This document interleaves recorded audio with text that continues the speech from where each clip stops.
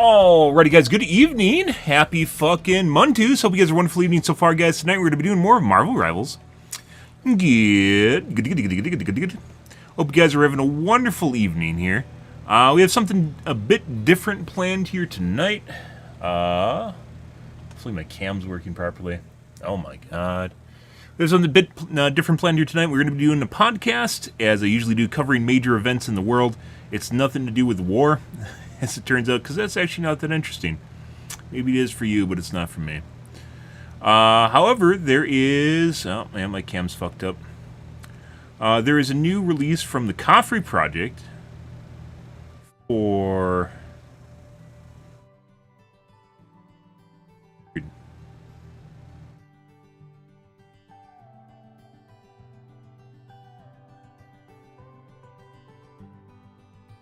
High or too low? See what? Oh, there we go. Got it. Khafre project, which we covered earlier this year, which is the pyramid tubes, if you guys are curious about that. Which is the underground structure underneath the pyramids in Egypt right now. That they detected earlier this year with modified SAR. It's not SAR, it's not GPR. Anyone that says it's either the two is full of shit. They don't know what they're talking about. They literally explained it in the 3-hour seminar that we watched. It's on my channel. Watched and talked about extensively. I have about a 4.5 hour of a 3-hour podcast or a seminar, about 4.5 hours, adding more content to it. And with auto translate, now they're using, they're talking in English. So this should be easier and more palatable for you guys to actually watch. And glad they started doing that. By the way, as we've mentioned before, most people don't speak more than one language. I don't. And English is kind of the universal language. Not that it's the most spoken language in the world, but rather, as far as second languages go, it's most definitely the most spoken language. So as far as like multilingual individuals, everyone knows English, right? But not everyone knows Mandarin or Japanese or... The spoken language in Japanese. Is it just Japanese?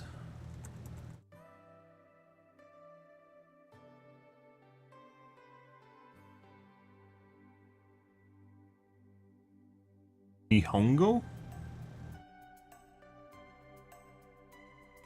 Oh, well, either way, it's basically the most spoken language. So, glad they decided to shift things up and talk in English, and I don't think anyone faults them if they're slow. I've watched a couple of their interviews since then, and...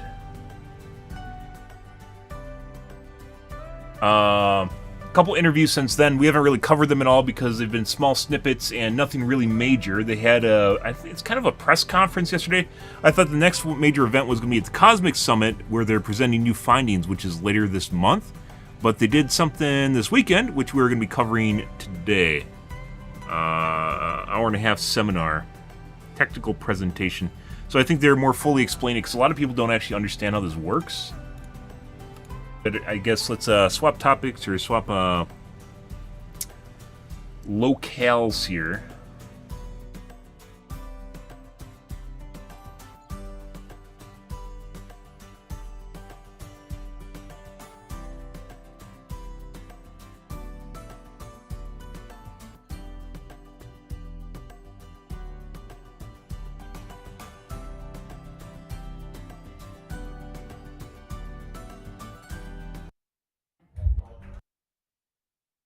All right.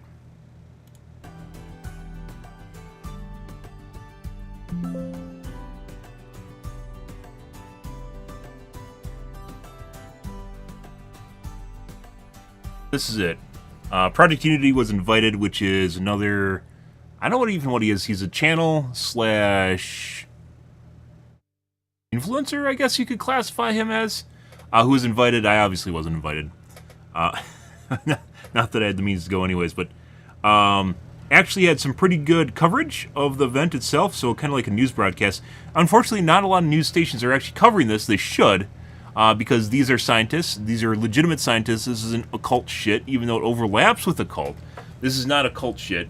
This is not particularly, like, these guys are staking their reputation on it, and they have science to back it up, i.e. they have methodology, data, and as they're going to go into your technical, they had a technical briefing in the first seminar, which once again they're talking in Italian, which probably limited people's ability to actually watch it, even though we used AI to translate it. Not everyone has the opportunity or is actually able to do so or is willing to put up with it, right? A new coffee mug, guys. I miss my old one. This isn't big enough. That's what she said. But yeah. The last tech briefing was in Italian, which made it difficult. There's still a lot of misinformation that is circulating online. Not disinformation, misinformation, where people say this is GPR, ground penetrating radar, which only goes down to 100 feet. They say it's SAR, which only goes down to like a foot, mind you, under the ground. And this is neither. They use, from what I understood, and we covered, and best I understood from the technical briefing, because I don't do math, very well.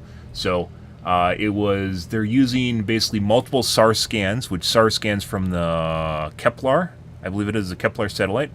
They're using multiple SAR scans, and then they compare, because SAR is extremely precise, they compare the differences between two images taken one after another, like a film, and they compare the differences in the noise in the image itself, so error in the image itself. It's kind of an extremely new and novel way of doing things, so AI is not going to be able to tell you what the fuck they're doing, because AI is based on a crowd consensus that is basically already, the scientific community has accepted. So when something is new, it can't do shit. It's one of the downsides of AI is it can't do detective work and it can't really do anything that's bleeding edge, besides helping you try to identify stuff, assuming there isn't bias, identify stuff that kind of exists. So they could use AI to look at the data itself and then pick out what they're doing, which they talked about in the first conference. They kind of do already, but not really. So we're giving you TLDR here, but not really. That's more of a technical thing, and they don't really they do technical stuff, but it's not really on the same they aren't like tech bros or something like that. So if an AI startup actually helped them out with this and use their algorithm, they could 100% do this really, really much faster, and the swaths of data, because the Kepler, I'm pretty sure it's the Kepler satellite, just takes photos constantly of the Earth, and it has data everywhere. Even though they aren't using it, it's publicly available. It's not SAR data, guys. What they're doing here is an extrapolation using a Fourier transform of the data itself to make basically a heat map of basically where there's voids and chasms in the Earth underneath the Khafre pyramid. And the interesting thing about this, I think they just picked one just to start out with. They probably, there's been all sorts of taboo or over the years, just there's probably something there. There's all sorts of lore surrounding it, and I don't think they're really ever it's one of those things where you don't really. The Egyptian government is very, very protective of people actually doing anything on on the Giza Plateau, which is the entire area they're showing you right here. They're very protective of anything that happens there, and weirdly enough, they really don't want anyone they don't actually want to explore the underground aspect of it for some strange reason. Despite there being a lot of weird, another good channel that's worth looking at is Trevor Grassi, I think it is. He does some very good stuff, kind of first-hand exploration in Egypt too. So it's not just all assumption or based off text. There's a lot of channels that do that, which is just based off stuff that people talk about. He actually goes and looks at stuff and tries to confirm hypotheses he has. Trevor Grassi, very good channel as well. Also very cool. But there's a lot of lore or mysticism or potential history in the background here, in which I forgot to change directories too, in which it is alleged that there's stuff happening. There's stuff below the Giza Plateau, but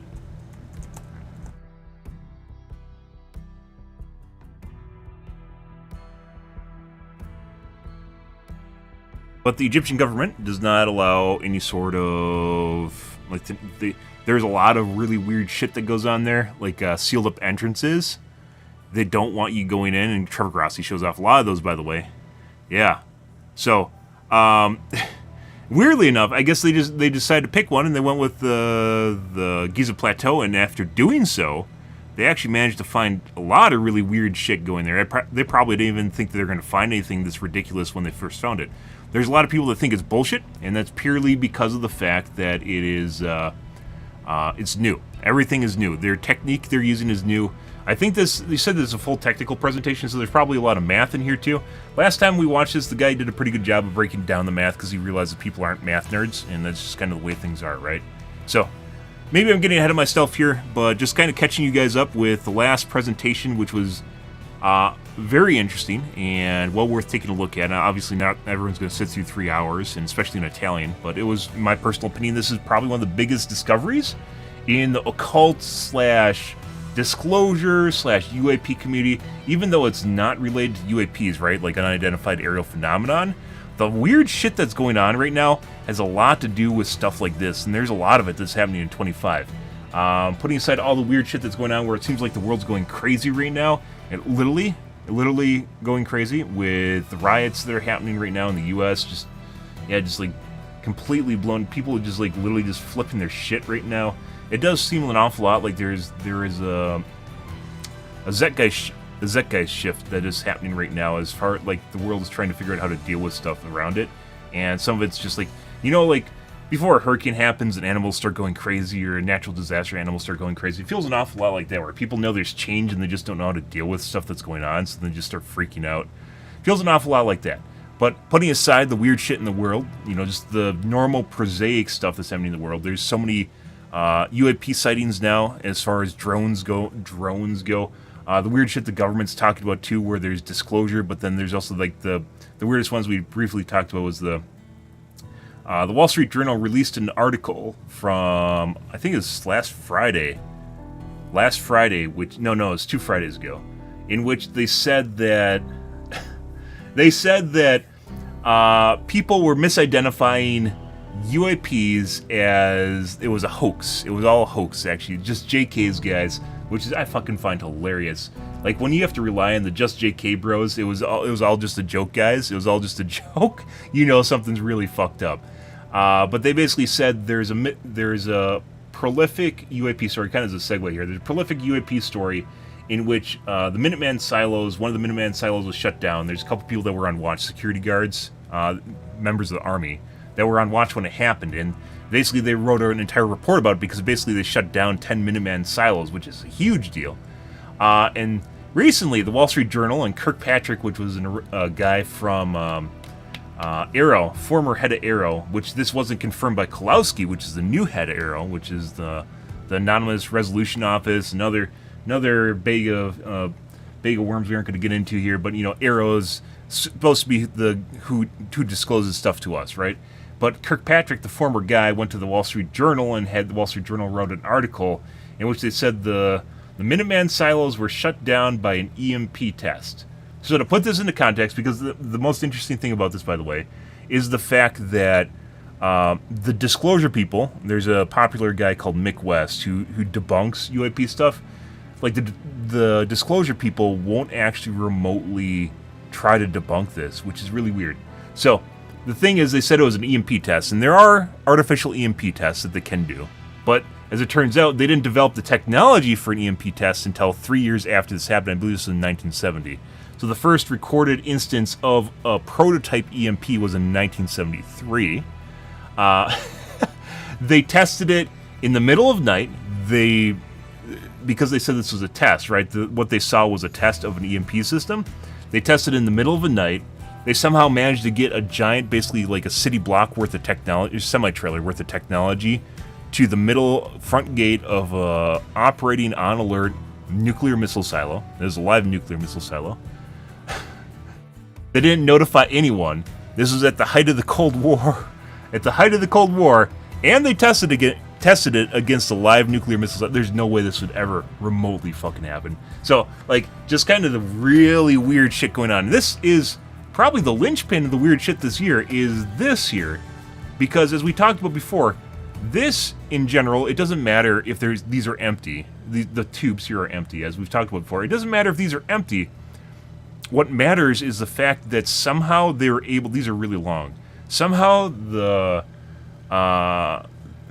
Egyptians were able to tunnel straight down, I think it's 600 meters below the pyramids, almost a mile. Below the pyramids, it didn't collapse, and they still exist today based on the scan data. They still are there today. based on the scan data. Below these are much bigger than the pyramids, mind you. And by the way, the new graphs that they're adding definitely help a lot because context is very important for everything, so people can visualize. Not everyone's even good at visualizing. We've talked about before. There's people that literally can't picture things in their minds, so they have to be shown stuff. As it turns out, there's a scientific name for it. I don't remember off the top of my head.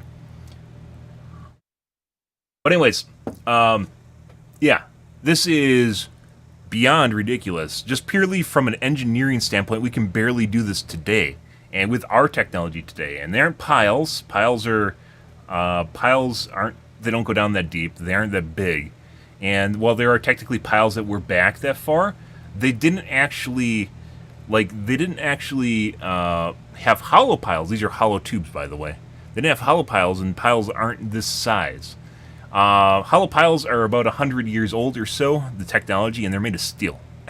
These are not made of steel. Probably not made of steel. It would be really... That'd be a curious one if these are made of steel, by the way. So, you know, let's not discount that completely, even though it seems just completely bogus at this point. But, yeah, the idea, even if these are empty and there's nothing in there, the sheer idea that these exist is like there's no way ancient Egyptians could have ever done this. Right now, they can barely come up with an idea of how they made the pyramids, right? They just kind of put together a bunch of different things. I think one of the running theories they have right now is that they used not hydraulic. I guess it's hydraulic. Hydraulic usually uses oil, but I think it's a liquid. But basically, they used hydraulics to lift the blocks with basically a trough of water, and they floated the bricks now. So they can barely explain how the pyramids were built, and the idea of building tubes that are 600 meters underground is just like there's nothing that we could potentially do in any way, shape, or form. It's like it doesn't even register on the radar. So whether or not there's anything in them, it doesn't even matter. Like it just completely turns ancient technology and understanding completely on its head. Like what the fuck even built these in the first place, right? So like this is probably one of the biggest disclosure / events that's happening right now. I don't even know what to word because there's all sorts of weird shit that's going on. It's not just UAPs. It's disclosure and cover-ups and UAPs and whatever this is. There's Stargate SG-1 going on here. And then you have things like psionics too, which I wasn't a believer in psionics until probably this year where we started being talked about as a form of communication with aliens, NHIs as it turns out. And you might go, oh, that's bullshit. And then there's a Canadian research paper from the January 24 on RTMS research, in which basically I keep bringing this up because it's actually really important, by scientists, where they were treating a different disorder and they created a lesion on your frontal left lobe, and people, after doing it, people became partially psionically active, I guess you could say. Like it was a part of the brain that was actually filtering out, the noise or whatever it is. They're filtering this out. And after they did that, they found out that people can move a cursor with their mind and predict a number generator. Which is kind of a big deal. That's kind of a fucking big deal. Yeah, and that's putting aside all the weird shit, it seems more and more like all this shit is connected to each other, and it seems like the closer we're getting to this stuff, the weirder the rest of the world gets too, like the normal part of the world with wars and chaos and people just doing random shit and being unpredictable and really just like running around doing dumb things. It's really weird how this is working, because it seems like the closer we get to this stuff is the rest of the world gets crazier, which I don't actually understand why, but it's just like you just look at the data, like the trend that's going on right now. It seems like it's just hand in hand with each other. I don't know. Well, if aliens exist, they better hurry up disclosure, because the rest of the world's getting kind of weird right now. So, and that's not even talking about aliens, right? So, let's actually start on this. There's a long TLDR, but I had to get you guys in. There's a lot to cover at the beginning with this in the first place. Once again, this is not GPR, and this is not SAR. It's like an enhanced, modified version of SAR using their own algorithm to look at data and the differences between the data to extrapolate what you are seeing here. So this is not SAR data. It's based on SAR data, but this is not SAR, and it's not GPR, which is what people use to commonly debunk things. And this is the 3D model that we are working on. Here I show you the last. Quiet. Yeah. Quiet. And our subs.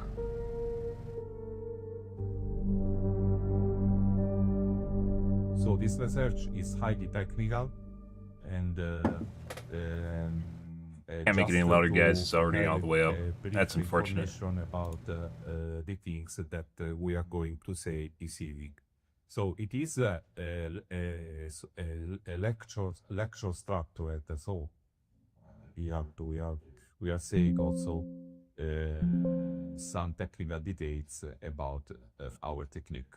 So this is this is the agenda. It is a bit long, but I know that we this evening we made a bit late.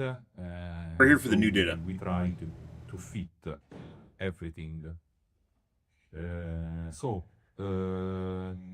Synthetic aperture radar. Synthetic aperture radar is a radar that is located on this on a. So we're talking about the Kepler satellite now. Is a satellite, and this satellite is shooted into the space by a rocket. And so the radar produces images. The images are produced belonging the radio frequencies, and the radio frequencies are standing inside 10 gigahertz approximately, having a certain bandwidth that is proportional to the resolution. So the spatial resolution is this, and is this one here, delta, and is measured in meters. It's equal to lambda, which is the wavelength, times r. It is the distance, the satellite target distance. Math guy. Over 2 times the aperture. Synthetic aperture radar.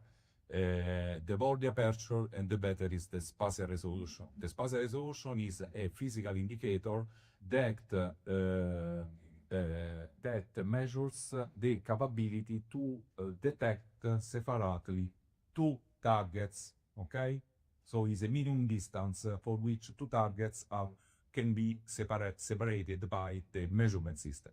Okay, and this is proportional to the aperture. The aperture can be intended like the Aperture. Telescope aperture, no, or the aperture of a microscope. So any measurement system that produces an image is characterized to have an aperture. That is very important.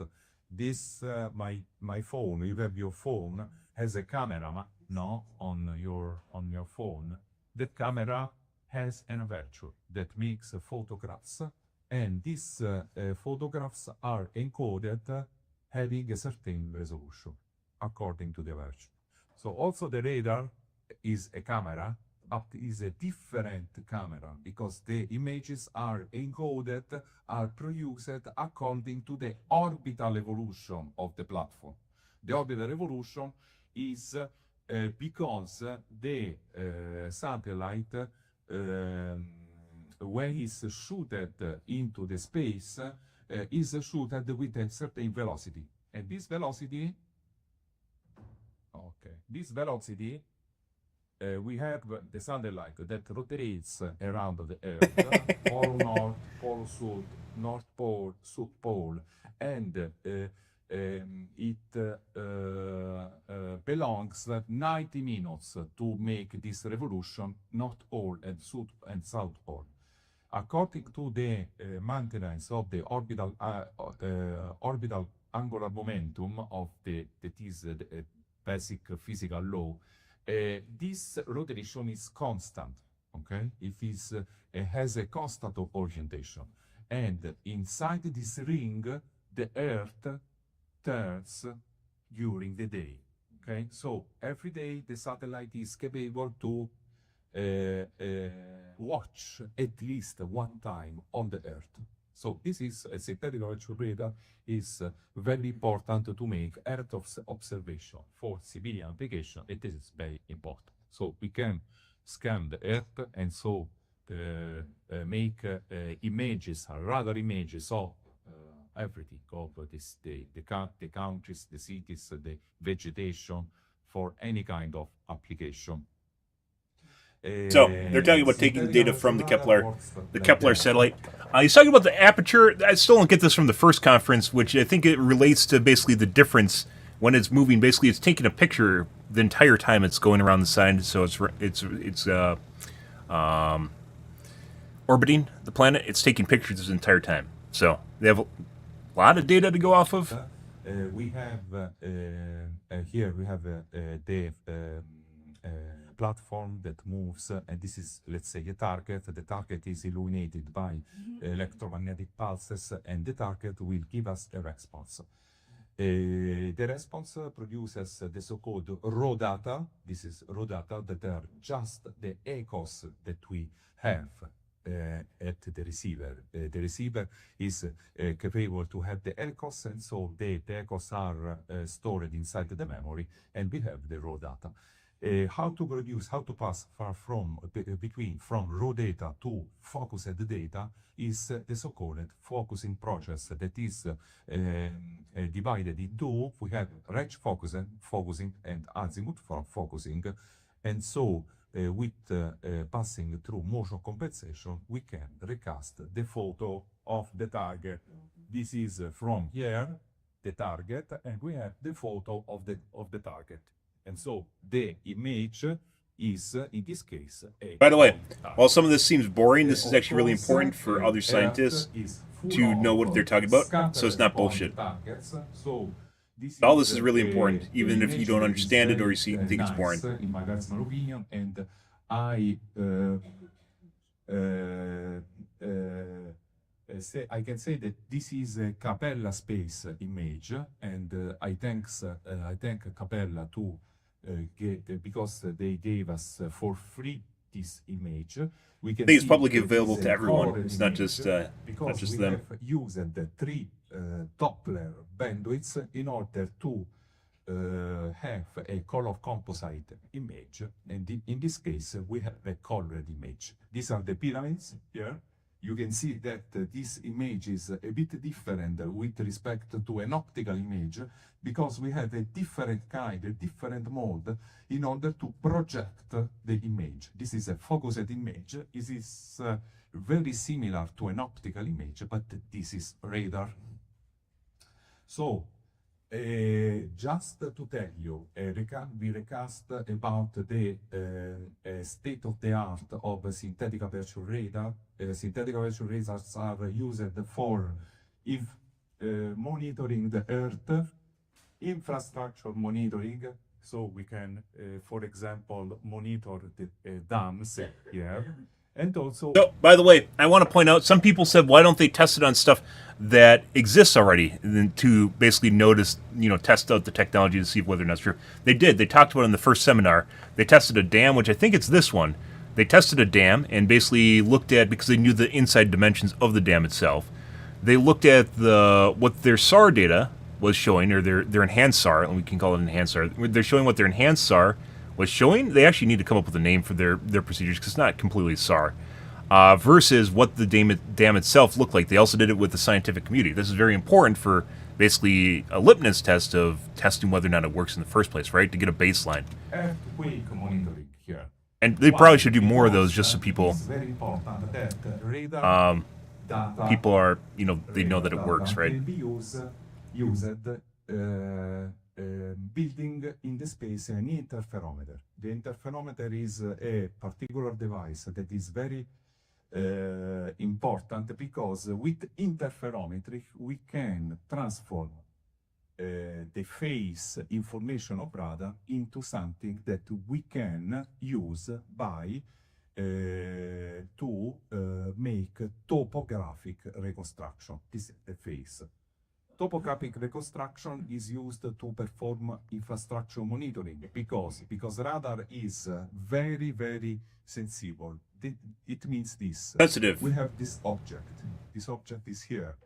We are observing this object from the satellites. The satellites are flying in the space at 600 meters.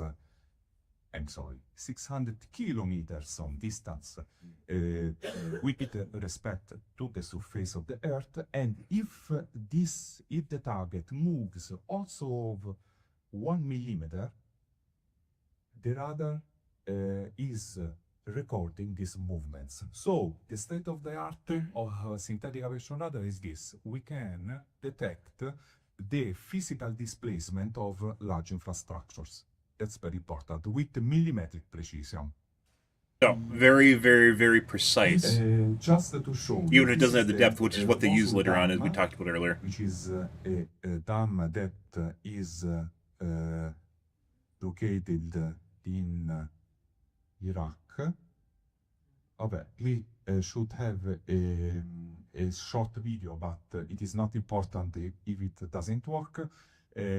According to a technique called persistent scatterers interferometry, we can detect the physical displacement, the physical distortion of large infrastructures. So, they're looking at the difference between pictures. To time. So, according to a persistent observation of critical infrastructures, we can perform infrastructure monitoring. Okay, we can use radar and synthetic aperture radar also for monitoring the oil extraction in order.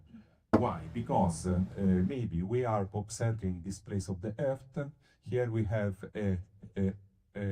through the oil plant extraction. While we are extracting the oil, we can see that the surface of the earth, we have a subsidence, millimetric displacement of, because we are emptying this pocket. And so we are, it is possible to observe also the monitoring, let's say like that, the oil extraction. Okay, so this, since now I explained you the state of the art of radar, and here we are maybe in 2019, where with Corrado Valagga, we were studying in detail the pyramid. This is a radar two radar images of the pyramid. We can see that the nature of the images of radar that is different with respect to normal optical images, but we can consider that these are very good photographs. And just an example, there are two types of image projection: high layover and low layover effects. So we noticed that every photograph is affected by motion. Okay, nothing is firm. Everything it moves, everything. So we tried to estimate these movements here. So, because they have sub-millimeter precision, they look at the difference basically in the movement of not really, like maybe atoms, just stuff in general. Atoms, millimeter is not small enough to be an atom. We noticed that the Doppler information that we use. But if it's big enough, it doesn't matter if it's an atom, if it's a 800-ton block, right? Bandwidth, which is very important because acoustic information penetrates very with very much the matter, and so we were interested to watch inside the matter. We used a software that was based on the so-called Doppler subapertures. Look here, we have we started from raw data. We designed some filters. Here we have the frequency, an azimuth frequency and the range frequency. The range frequency that determines the range. They're talking about how they monitor basically the noise that surfaces emit. We made some blanking on the azimuth orbital information, and then we produced this sliding window with the frequency in order to transform a static image into a frame rate having a lower azimuth resolution. Doing this, why we did this? Standard sub-processing methods are basic upon the so-called stop and go approximation. It means that here we go Something's back. downloading. If the target that is located on the Earth moves, in this case, not with a millimetric physical displacement, but with a sub-millimetric displacement, so it means also 1 micron of physical motion. In this case, the radar will record this information in terms of Doppler centroid anomalies. Okay?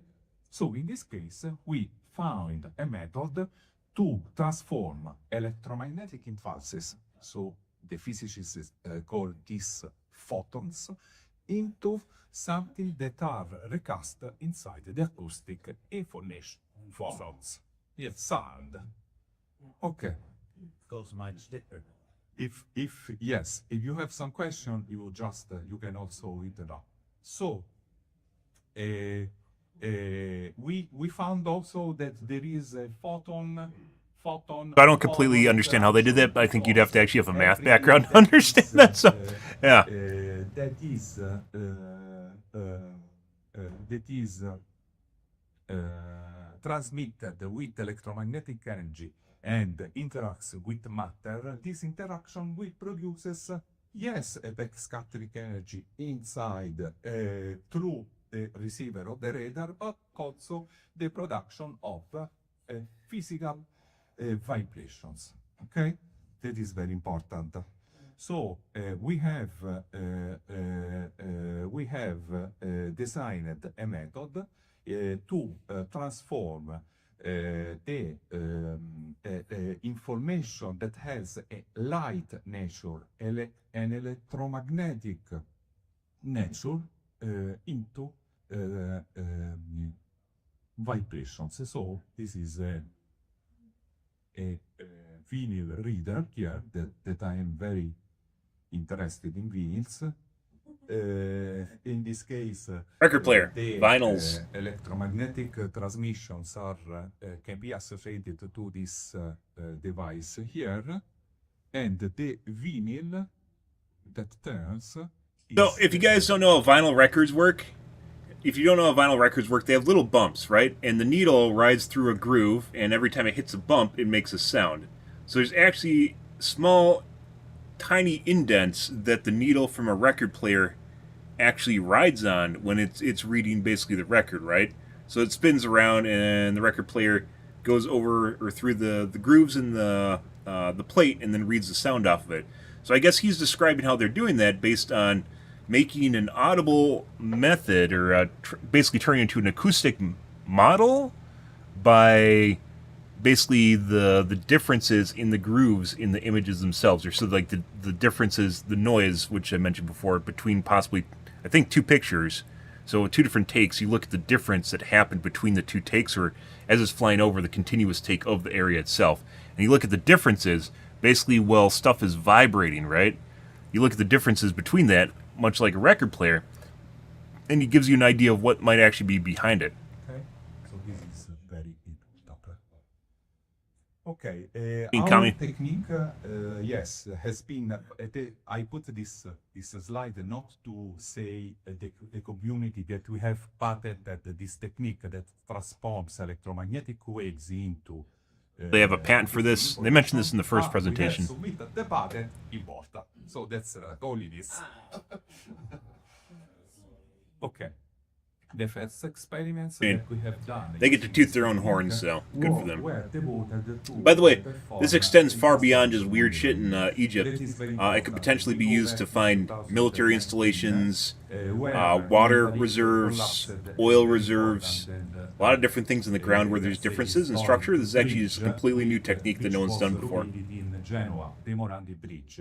When the Morandi Bridge collapsed because assumed a very dangerous resonance frequency due to a storm, no? And so we found that the technique that recasted the state of the art synthetic virtual radar, so persistent scatterers interferometry, could be failed in performing bridge monitoring. So we had to design a new method to find anomalies, vibrational anomalies on bridges. And so we found this. Look, here we have a They're saying they can conventional actually energy, use this as a way of figuring out if bridges are close to when failure. the cracks on the bridge are present. Then we moved also, this is a radar image. That's actually pretty cool. Is overlapped to a Google Earth image, and here we find the best scattering the information due to the cables, the high voltage electric cables. And so we tested this method in order to estimate the vibration, the 50 hertz vibration. I don't know if you went. If you never go under the pills, you say the report. You are saying the report. The listening of this noise, it means that you have a physical vibration of the matter. So they're talking about right now, guys. I'm gonna kind of putting some of this together. Like they're talking about so if you ever been under power lines, you can hear the hum from them, right? That's actually the lines themselves. It's the 60 hertz oscillations in the lines themselves, right? You can hear the sound like when you're underneath it, right? That's the lines themselves vibrating. And if you've ever done that, I probably people haven't done that nowadays, but like when I was younger, I went out with one of my parents and held up a fluorescent light bulb to the power lines, and you could actually light up a fluorescent light bulb. I don't know if you can, I assume you still can, under high voltage lines, so the really, really, really, really high voltage stuff. You can hold up a fluorescent light bulb, and you can light it up, right? Because of all the excitement in the air from all the energy that's moving through it, which is actually in itself really, really cool. So what they're looking at right now is basically showing you in the SAR data, they're showing you the noise from the power lines, which is observable in the satellite data. The physical vibration has been detected by radar, and we have the physical vibration that were measured from the space. This is the spectrum of the physical vibrations that recast perfectly inside the 50 hertz. As a way of calibrating basically the radar data. Into the 50 hertz of the... In Europe it's 50, lines. in US it's 60 hertz, right? Okay. So our technique is also able to perform activities like crude oil pockets detection, because this is a prospection of the Earth, below the Earth. These are, here we don't have... So we're looking at kind of raw data right now, before they put it in and start to really transform it so it's more visually appealing for people. And these are the stratification that we found of the soil stratification. And this is a vertical crack of the Earth. So this is very important, just to show you the potentiality of our technique. So I show you that our let's call it technique, that is it is extremely oriented to science. Began in laboratory. This is my garage, and I show you that there is some wine. Yeah, but it's and here Italy. have some mess. No, that is inside my garage, and so we did a simulation. We started. Good. Science can start anywhere, guys. Some water, a camera, and the computer. And here we have an initial image of our satellite. And then we have the dot. This is the Earth. We have some, let's call some space where we don't have matter. So matter, not matter, and matter. And here we have, this is the vibration generator. And this is the camera that captures. Speaker? It looks like he's using a drill to create vibrations, but you can use anything. We began to perform vibrations, no? And these vibrations put the water into motion there. This motion, we recorded this motion. So this is the raw data of the vibration. And this raw data has been focused in order to retrieve the picture of what there is underneath. So we can retrieve the shape of the table, and these sticks that cast us on this target that we are to performing the images. Okay, so from the laboratory we passed to the space. Once that we knew that it was possible to retrieve the acoustic information of what was below the table, the water, we passed to make some experiments by using satellite. So this is, we move it to... These are important case studies, by the way, where they're actually using a well-known structure that they know the insides of as a way of, you know, proving that their hypothesis or what they're doing actually works, right? Watch to follow the inside this mountain, the tunnel. I mean, if they really, you know... If they really wanted to disappear really quick, they probably could actually use this on NORAD and then show what the inside of NORAD looks like. And I bet they'd disappear really fucking fast. Like any sensitive military installation, right? If you actually knew what it looked like inside. It doesn't tell you everything about what's happening in it, but there's probably, this is like Gen 1, right? Or Gen 0 as far as reiterations go. So first generation, Mark 0. Of technology. This is why AI can't figure it out, is because what they're doing is completely brand new. Like they're using a method, even though it's something that's, you know, easier to understand once it's explained to you. But it's a very novel approach. It's something that's brand new. It's not SAR, it's not GPR, right? And how they're doing it is very new. And the implications of such technology are very, very interesting. Like, I heard about this today on Twitter. This video today on Twitter, even though it came on Sunday. And one of the guys I was talking with said that, you know, you talk with a lot of people. I talk with a lot of people on Twitter. One of the guys I was talking with said that people like this, if it actually worked, he'd disappear really quick.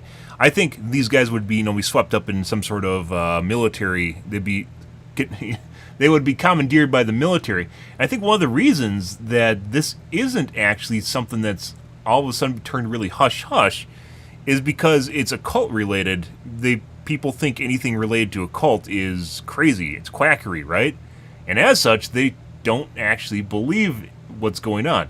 And so it can't be true because it's related to the pyramids and, oh, there's ancient technology. What, you know, it doesn't even matter. It's just the fact that they exist, those tubes exist, is the big deal. It doesn't matter what else you can imply from it, which, you know, they talk quite a bit about. If we looked at this first seminar, they talk quite a bit about it. It doesn't matter what you can interpret from it. It's the fact that it exists in the first place is actually just the biggest deal, right?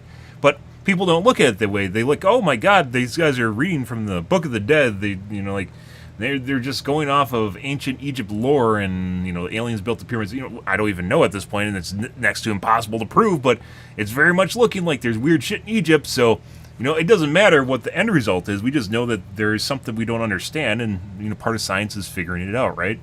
But the way they started was actually with Egypt and of the pyramids in a way that actually seems like it's kind of outside the norm of even Egyptian archaeologists, right? Like Zahi Hawass, the big guy there that literally craps on anything that's outside of what they just basically talk about and release themselves, said it's, you know, BS, but it's probably not. But at the same time, this technology and what they're doing right here is introduced in a way that's actually related to occult, more so to military research, industry, or anything like that.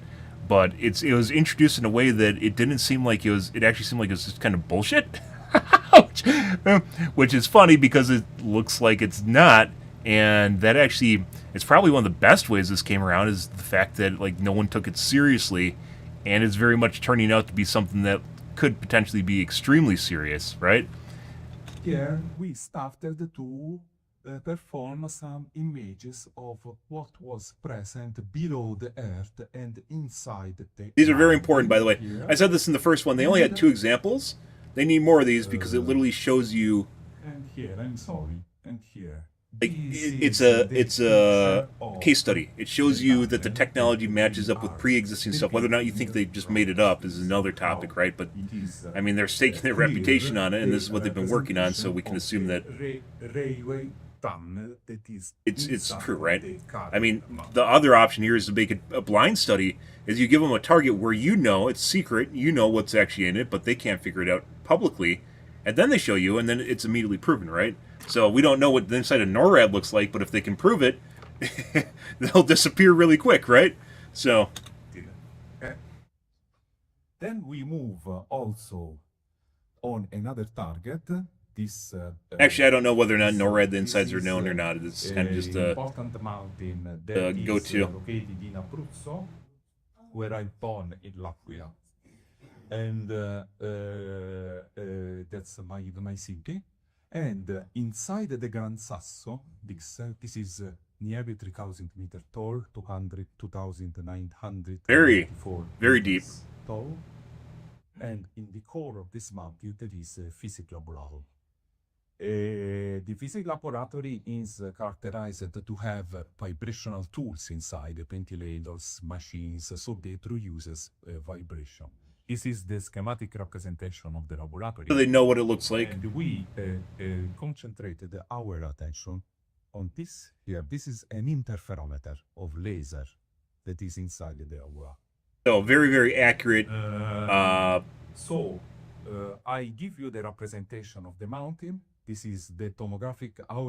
It Blueprint is one of the building that's already known, right? Tomographies that we have retrieved. So you are seeing it a bit noisy there, but inside the mountain we can observe that there is it is called Tratto del Traforo del Gran Sasso. It is the piece of tratto, the tunnel that passes inside. Too bad they don't have a the 3D mountain. image of it, because they could take.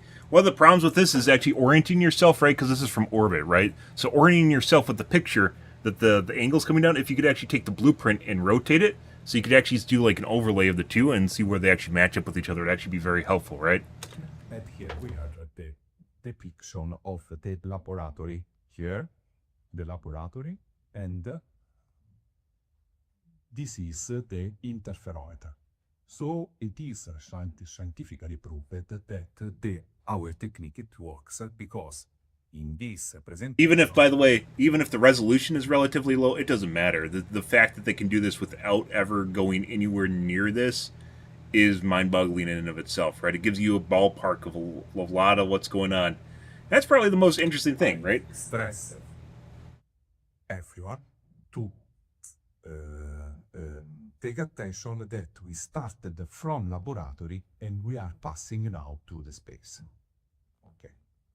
Yeah, so the technique they started in a laboratory in their garage, they're now using from SAR scan data. This is, we go back again to the Mosul Dam. This is the optical image of the Mosul Dam, so we can pay attention about the difference standing between an optical image and the radar image. It is still an image, yes, but it is different because it is black and white, a bit more actually a different projection of the images.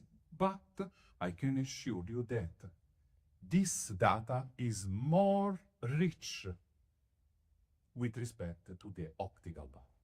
Kind of an important thing here I'm going to point out is the optical spectrum, which is what he's trying to impress here. The optical spectrum of light is something that, humans only have a very limited band of, but there is a boatload of light in which we can't see, in infrared and ultraviolet and stuff that we can't actually see. And if you look at, for instance, I believe it is the Curiosity, the moon, the Mars lander. Like when they take pictures and they send them to Earth, they actually put together a bunch of different sensors to give us visual data, because what they take isn't actually just it's not a pretty picture to us, because it's actually a lot of information in it that our eyes literally don't, it doesn't matter to us, right? Optically, it's not something that we see, but there can be a lot of information, as he just said, in a sensor that does other things other than that, which gives you more information, even though it's not optical picture or something that our eyes recognize. it can be something that's used for data in other ways, right? Other parts of the Then spectrum. we have applied this technique in order to scan inside this infrastructure. This infrastructure has been mantenuto, how you say? Maintained, that's all. Has been maintained by an Italian company, which is called the Tremi, and they performed injection, concrete injection on this infrastructure. We can notice that inside this infrastructure there is a tunnel here that passes Corridor tube. through from one side to the other side of the dam.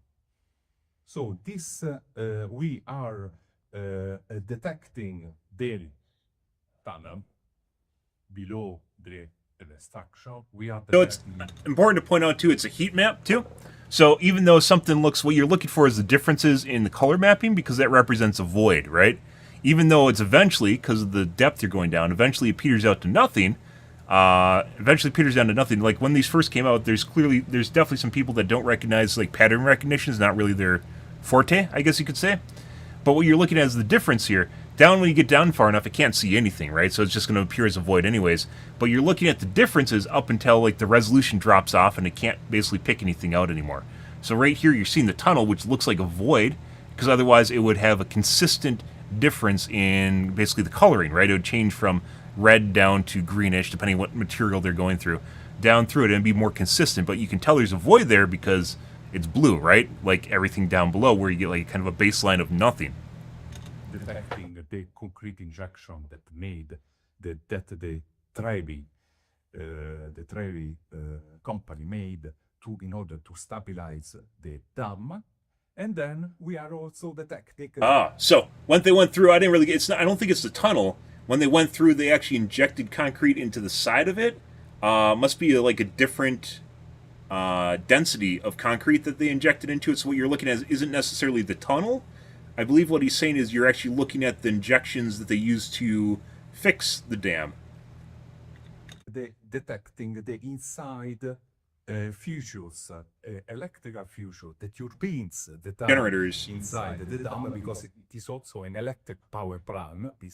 They are located inside here, an electric power plant, and so we can see that it is possible to refine very, very precisely the shape of, in this piece, this is a Kaplan turbine.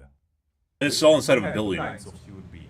A Kaplan turbine, which is a vertical turbine, and also another kind of turbine, I think it's called the Francis turbine, that is horizontal. This is the Khafre turbine. I think he's talking about what it's made out of.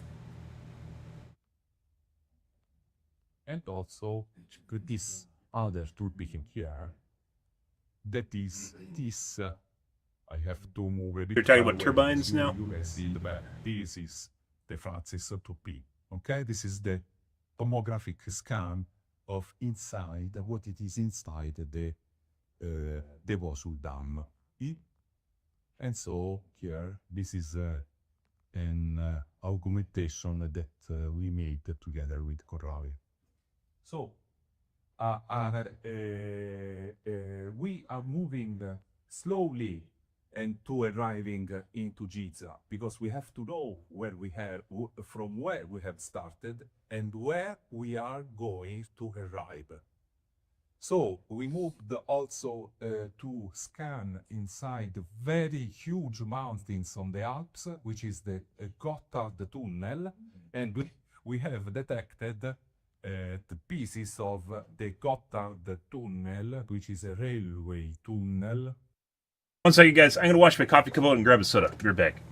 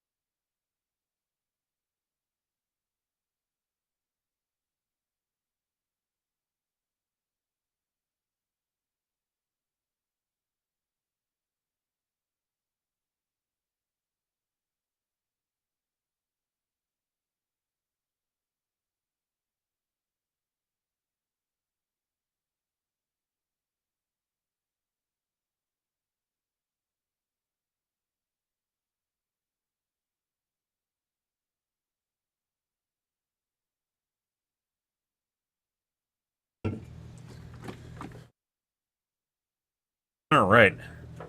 Let's see. Here, using this technique. Here to here, like that. Okay. So we moved also to scan inside the very huge mountains on the Alps, which is the Gotthard Tunnel, and we have detected the pieces of the Gotthard Tunnel, which is a railway tunnel, here, using this technique. Oh, it's kind of like a rainbow hue. Yeah. Maybe it's something. It might have something to do with the snow Like that. interfering with it. Okay. So now we By the way, are, this is probably, I didn't even know about the Cyrus shaft until I first heard about it in their first presentation a couple months ago, right? Which we covered on our channel. I didn't even know about the Cyrus shaft. Very, very interesting, which they hypothesize goes down even further after looking at this. The Cyrus shaft is basically, like, it's kind of hypothesized as being like a burial tomb of some kind-ish. Like, the lore that the Egyptians came up with is very, very interesting. But what they've actually noticed is there's actually parts of it that seem like they go further. And a lot of historians, unofficial historians, have also thought, like, just based off texts that they've, from other explorers from the 1800s or so, 1900s, 1800s, prior to the modern Egypt archaeologists, I guess you could say, where there's alluding to actual tunnels that are there, and some even look like they've been mortared up, like they're actually like brick and mortar in some places, which is very curious in and of itself. There's a lot of really weird stuff that's in Egypt, guys, and you think like 25% of Egypt's basically GDP is tourism. So like 25% how much they make is tourism. You think they would just be figuring everything they could about this out, right? Everything about this they could. And weirdly enough, they don't. Yeah. And I don't think it's the archaeologists. I think there might be something going on here, and like Egypt itself is actually covering this up. They just tell the archaeologists whatever they want to do, right? And Hawass is basically just their mouthpiece, more or less, for what's going on here. This is probably one of the most interesting. If you guys don't know what the Cyrus shaft is, take a look at a video, like 20-minute video.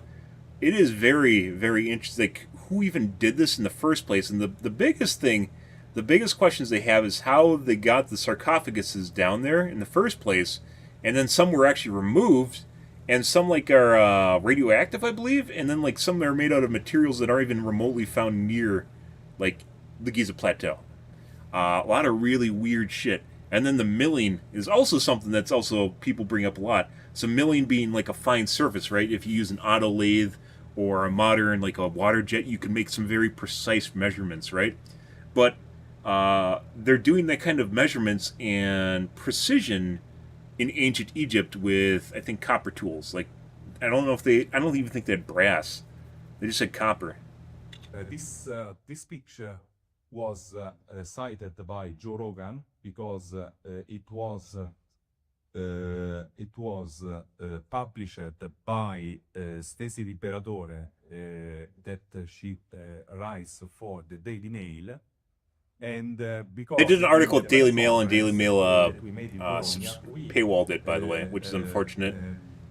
I think a lot of this, once again, they probably would, if they came up with this, guys, and went to a private sector and could prove it, they probably would have been disappeared really fast. But because they went with ancient Egypt, no one took it seriously right away.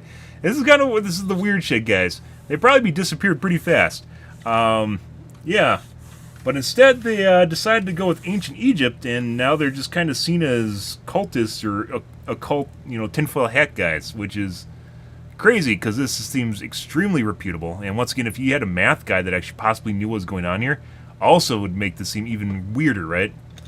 About the known structures that because we are concentrating in depicting the known structures that are underneath by our technique. This is the Osiris shaft. Comparison images are very important, by the way. Has this particular shape. We have a multi-layer shape, And according to this, It is very bizarre. Slideshow, we can detect very precisely the shoot of the Osiris shaft.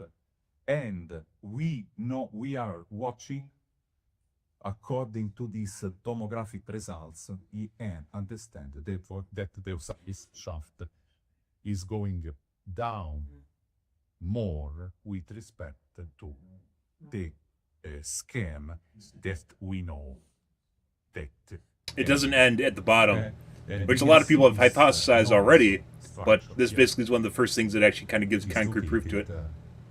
It 2 times and a half more deep with respect. It's like 2 times deeper, which is where a lot of their stuff ends in the Giza Plateau. Yes. So we live in Egypt, Yes. and we have spent an extensive amount of time on the Giza Plateau, and I've been in the Osiris shaft on a number of occasions. Yes. So the Osiris shaft runs below the causeway that leads from the central pyramid down to the Sphinx. Can you explain where is the causeway on this image? What's the causeway? The causeway is It's a giant road that leads up to the the pyramid. connection from the eastern temple adjacent to the central pyramid that runs Like an ancient down road, I believe. to the Sphinx. So the causeway is a limestone structure that's made of both bedrock and large blocks of limestone that connects the central pyramid down into the Sphinx. So, this causeway, in which depth is located? Surface. So, but the surface is this. The surface, correct. So, the weird thing about this is, I think this is kind of a double-edged question here, which he's trying to figure out in orientation where it is, because he thinks it's a top-down image, right? So if this is below the causeway, you're going to be looking at it like this. So this is a depth of, not depth of field, but rather your orientation, which is, once again, where orientation for context is very important, right? So if the causeway is right up here, and this is down here, he's going to go like, why aren't you just seeing a giant block of limestone above it, right? But the satellites, because of what the angle of it, is going to be looking at it at a different side angle, so you won't necessarily see it, depending on where the causeway is located compared to the angle of attack of the satellite in orbit, right? It's going to look differently. It's going to be looking at a different part, depending on the angle of where the satellite is in orientation to the structure itself, right, that they're actually trying to image. So when you see the causeway, they'd have to move to a different spot, because you're actually looking at an angle instead of straight down. We have enhanced the view of this. I will send you the original. So, what would actually be really important here is actually kind of like a top-down view of where you're looking at, so you can actually see the angle that the satellite is looking at the ground structure, right? So, like the angle of attack, so you can actually see in relation to the actual flat ground in and of itself. This is very important. This question is very important because I show you other results where we see this. Yeah, so you'd have to move around basically essentially the focal point of where the satellite is in order to get an idea of where the causeway is. Now let me ask a secondary question. So the causeway itself is visible on other scan data, but this one is calibrated to subsurface structures. Exactly. Okay. You Angle's different too. Because you are English, and so I And I'm happy to help. but this stuff has been tuned in order to watch only the things that are below, underneath, and we have cancelled this because they produce aberration. So you watch only that because it is very high. You have to change where it's looking essentially by recalibrating the noise ratio, I guess is what he's saying. Can you explain? So according to the conventional archaeology, Yes. the Osiris shaft is unique in its descending down into the bedrock. Yes. So it's the only feature that is known on the Giza Plateau Yes. adjacent to the causeway that goes underground. Yes. So in your image, what is the signature on the left? That's also a good question. That's what I was looking at earlier. Correct. This one. What is that? Yes, we have to. It is a Find out. new. Something new. Yes. They showed it in the last one, and I have no idea what it is. My guess is they're going to talk about this in the Cosmic event coming up.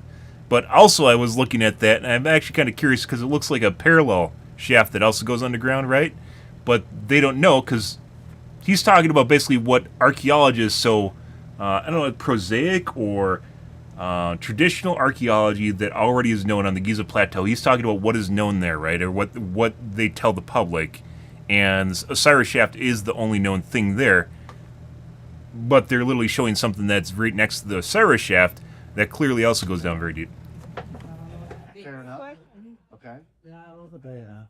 So I will say that along the causeway, Yes. so there is a transverse passage that runs from north to south below the causeway that is the opening and entrance into the Osiris Shaft.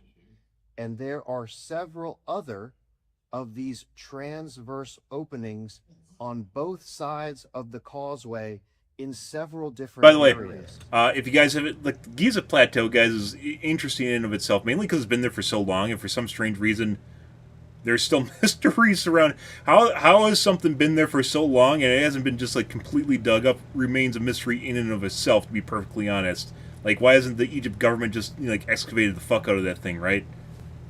Who knows at this point? Besides being a cover-up, who fucking knows? But if you look at some of the videos, like Trevor Grossi, as I mentioned before, is actually a pretty... If you just kind of want to go down the rabbit hole, he has some very cool videos.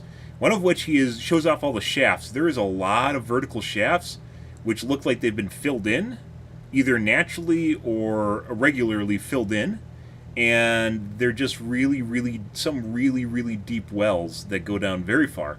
And they all basically have been filled into a kind of, I want to say almost a uniform depth. They're all about the same depth. And I think that's what he's talking about right now. There's a lot of them on the Giza Plateau just dotted around. Which So it's people certainly hypothesize possible could that there be is something there. drainage Yeah. ditches. Track precisely all these objects by observing not only one scan, but different scans. Yeah. Okay? Okay, so now my final question for this point. Yes. So you'd So see at them on a level different skin. 4, that is where the Osiris Shaft Yes. taps into a subterranean aquifer. Yes. That is the water table below that particular structure. Awesome. And I believe that it's an independent aquifer. We have chemical analysis So, data that also, by the way, one of the first things, kind of as a segue here to what he's talking about, one of the hypotheses that like these tunnels, like what they're looking at is kind of the water, and there's no way because the differences are in the water itself. So they could be looking under the water. The water, if it actually produced the noise that they're talking about, would still be like a flat level at which you can't see past, right? But it isn't. You can actually see further than this. So, the idea that they're looking at water or like some noise below a certain level is bullshit, in my opinion. But as he's talking about, basically, there's an independent aquifer. The interesting thing here, by the way, if I was the Khafre team, another interesting target also very close to the Giza Plateau is not the Well of Osiris. What is it called? It is a very, very anomalous area. It's not completely in the Giza Plateau. What is it called? It is the Syrian. The Syrian. And the Syrian is weird because it doesn't match any.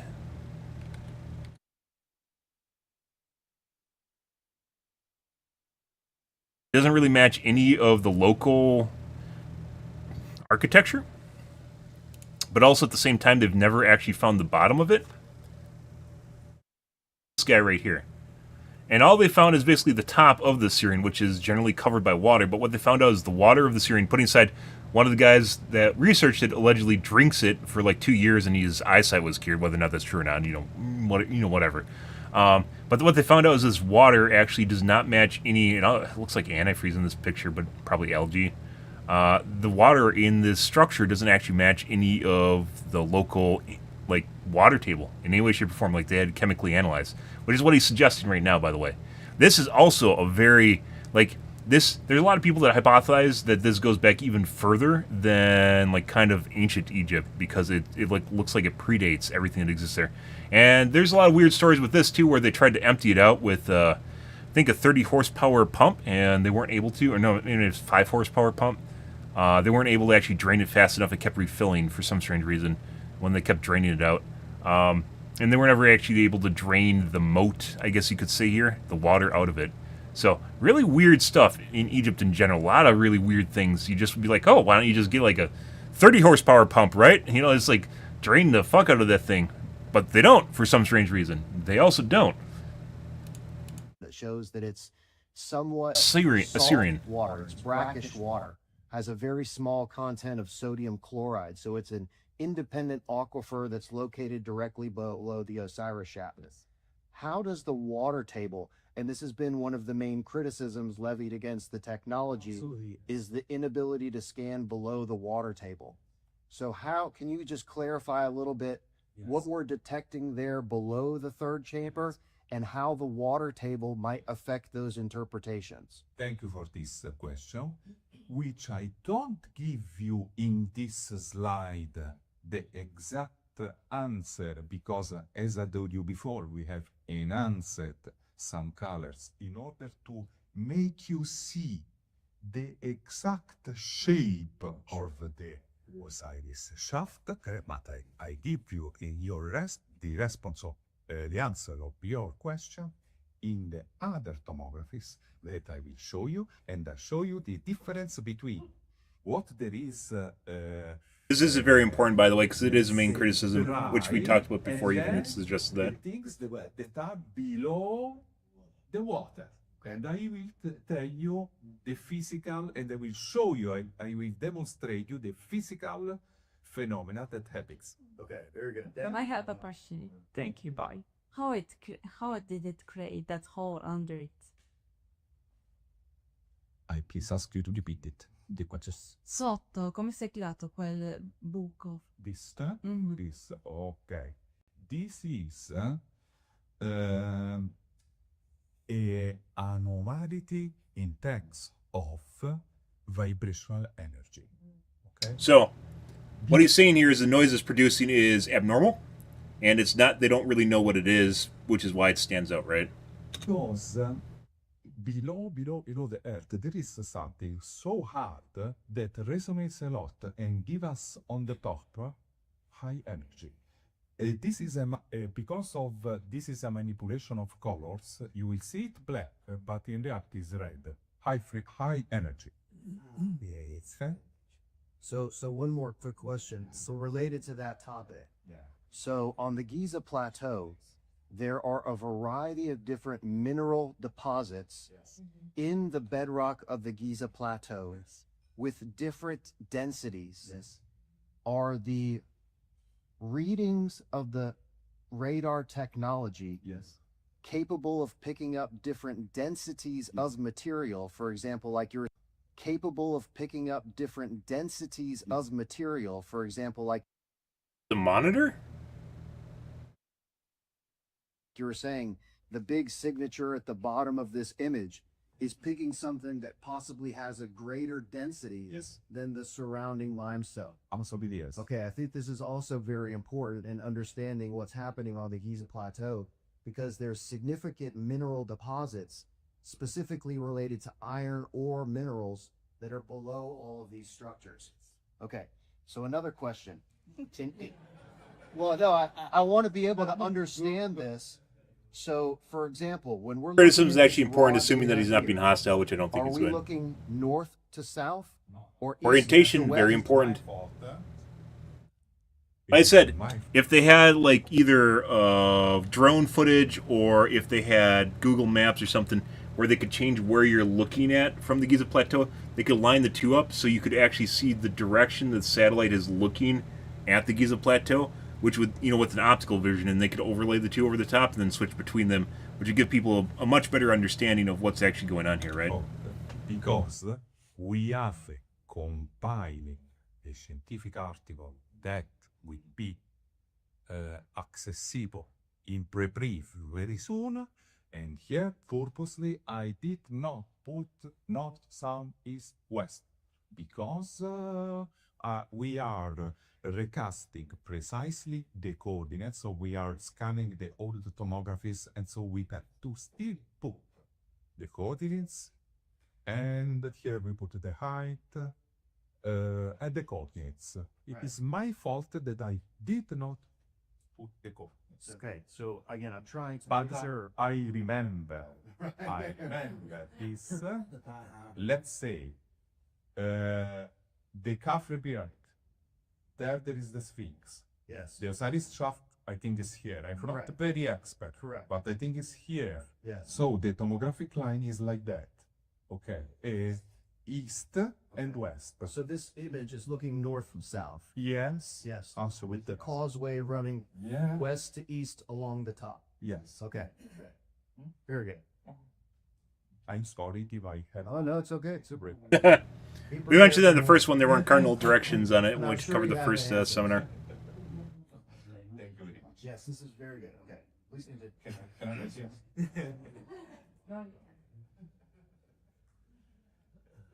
Here we show we also past the results concerning, but I show you this because this I think we saw, everyone saw these results, but only to show you other validation on known structures. So, So this is the first one they show off the Zeds is what they're called. They're like little houses inside the pyramid. that is present inside. But they only thought I believe they only knew that there was one Zed, but there's actually 5 according to them. And then this started here, and I say today, this evening, I say, this is the very famous corridor, short corridor, 9 meter I think is long. Yes, 9 meters corridor that Professor Zakiawas discovered inside the small boy. Yes, the second. So at the below, yes, behind the shadow. Okay, and then you can see inside in the videos that shows the camera inside this short corridor. There is a room. So a room is the ruin. Here there is a roof. Okay. So when the Professor Zakiawas we discovered the room. Here there is the video days. Which days today? For free. It is 14. This is the room. Okay. Okay. So on the image With on my seats is light. Yeah. okay, and I have 100 questions. So on the image on the bottom left, we can see a signature indicating the that entire image. This is the big void. The big void. Yes, that's what I thought. The big void. This is the big void. Correct. Okay. Okay. Okay. So we can see a signature there highlighting the area around the Queen's chamber. The Queen's chamber. Yes. This is the red tree. Yes. We have a good signature Yes. from the radar showing the Queen's chamber. Why is there not a signature detecting the Grand Gallery? Okay. I tell you the answer. Okay. Please watch the video of Professor Emilio del Giudice. Emilio del Giudice. I was huge. Emilio del Giudice. Okay. He's a feed. That once somebody told him, Professor, why? I don't remember the question. Okay? He gave this answer. Why? Why? E perché? E perché trigger and draw. Ricketten. So Trigger and draw. you can break it under what a question and take the answer. You don't have the answer of any I question. think that the I don't know. Okay. I don't know. Good. Okay. It's okay to say that. Yes. Yes. Okay.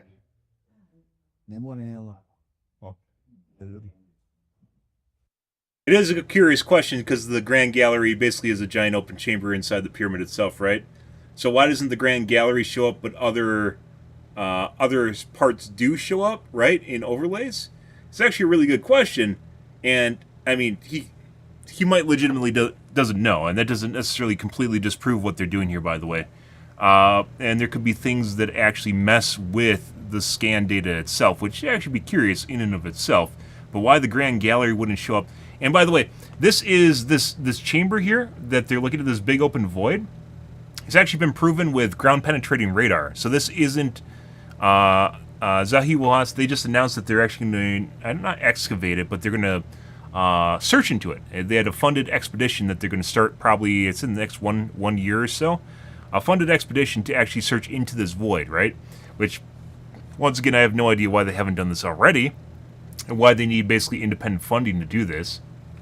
But this void has been confirmed not only in their SAR data, but is also confirmed in ground penetrating radar. And then I think there's a neutrino study, which is neutrinos are, I think they're very slow moving particles that like just happen to go through the universe.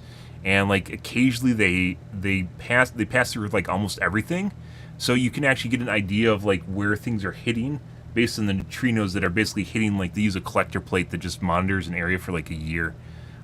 So like a handful of neutrinos will pass through an area, and then they use it as a way of actually figuring out where stuff is beneath other things. But it's very long-term, time-consuming study to do it in the first place. But I believe that also confirmed that this giant void was here in their neutrino study, which I believe was in this guy. They put the thing down here to actually look up, like in a cone shape. So this has actually been confirmed in multiple different places.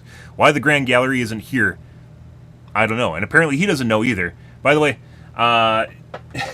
it's tough to admit when you're on the spot, guys, that you don't know something. So I'm just going to point that out, because it's just, yeah, like, it could be this is still new, and there's still weird anomalies with this. It doesn't completely disprove what they're talking about, because they have a lot of stuff here that actually does prove that it is. Why it's there, I don't know. And it is a mark of a good scientist to be able to admit when you don't have the answer to any specific question.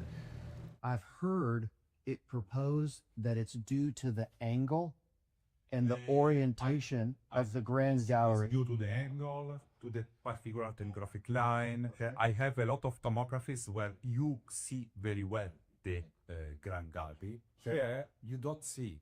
I'm sorry. It's okay. So, No, I'm just, again, I'm sorry, no? I tell you very sorry, not to you.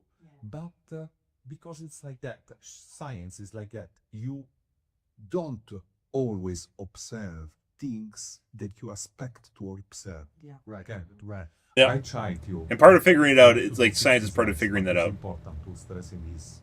I want to remember Italian scientist Enrico Fermi. Enrico Fermi used to say this. Their rettore to Ettore Majorana. Their rettore, because he's the scholar, Ettore Majorana. Their rettore. When you perform a measurement, and your results are compliant to your expectation, you did the measurement right. But if your measurements are not compliant to your expectation, you performed a discovery. So, looking for the anomalies is part of science, right? That's basically what he just said. So, this is... Assuming your instruments are calibrated right? And by the way, we've talked about this before. There is a weird stigma in science in general, despite how it's supposed to be open-minded, an open-minded approach. Science itself is actually pretty shuttered to new ideas and differences, so much so that even in the occult, or just in UAP's occult, which we talk about, right, in the UAP occult community, where people just throw out stuff that doesn't match what they know. And that's not how you're supposed to do science. Like, one thing when I was in college, guys, like when I was doing stats for psychology, like one of the things that they told us is even if data doesn't match what you want it to be for a study, that doesn't mean you just fucking throw out the data and pretend it doesn't exist, because it makes things look better, right? That's not always the way things go. You can't just do that just because it doesn't match. And it's like, arguably the biggest part of science is literally figuring out things that don't match, right? Just figuring out why this is happening, especially if it's repeatable and you can figure things out. With the Grand Gallery itself, I was going to suggest it might be made out of a certain material. It might be due to resonance. It might have something to do with, I don't know. There's a lot of weird anomalies in general with the Giza Plateau, so there could be a lot of reasons for it. Here we are. We respect a lot Professor Zaki Awas. We respect a lot the paper that they published after our publication. We tried him, but he didn't try us. It's not wrong. Just to say, on parler, okay? On parler. So I show you other things that we are doing. We are working on. We moved to work on Khafre pyramid, but also we are working also on other things here that we are. I'd be like, if they're looking for a target, there's a lot of them in the world, by the way, but the Syrian would be very curious. Scientific article, and so we can do now a short recast of what we had at the end. We will show you new things, absolutely, and I still have to give you the answer of your question about the water that is underneath. So this is the some initial tomographies that we made on the Khafre pyramid here, and here, and we just began starting in watching some structures that we didn't know anything about the shape and what to were these structures here. But continue, this is the datum here. The datum is the surface of the Earth. These were the initial tomographies that we was performing on the Khafre beyond, but inside there was some blood-red targets that we could detect inside this infrastructure. But going deeper inside the processing, so passing the time, we was able to detect other detailed structure located inside the pyramid. But this is better because it gives you an orientation of what the image itself looks like and where they're looking from, right? This is an horizontal scan that we performed, interpolated to several vertical scans that we made of the Khafre pyramid. And so with Corrado, you can see this on the video of the conference that we made in Bologna, where Corrado explains very well this procedure that we did. So I don't want to repeat things that we but it is important to stress this only to remark the fact that we are using the scientific approach, so to track into space, to track into space the targets. Okay, so let's say target 1 from here, we recognize it here. Target 3 from here, we recognize it here. 1. It's showing different angles that they're taking the picture from. So we can track into the space the different targets. Okay. Here we move on this tomography that I liked to propose you. This is Capella Space. Capella Space is an American SAR company, and we are scanning the entire depthness of the Khafre pyramid. So here we have the datum is here on the top like that. So maybe here. So from the top to here is quanto è alta la piramide? 136.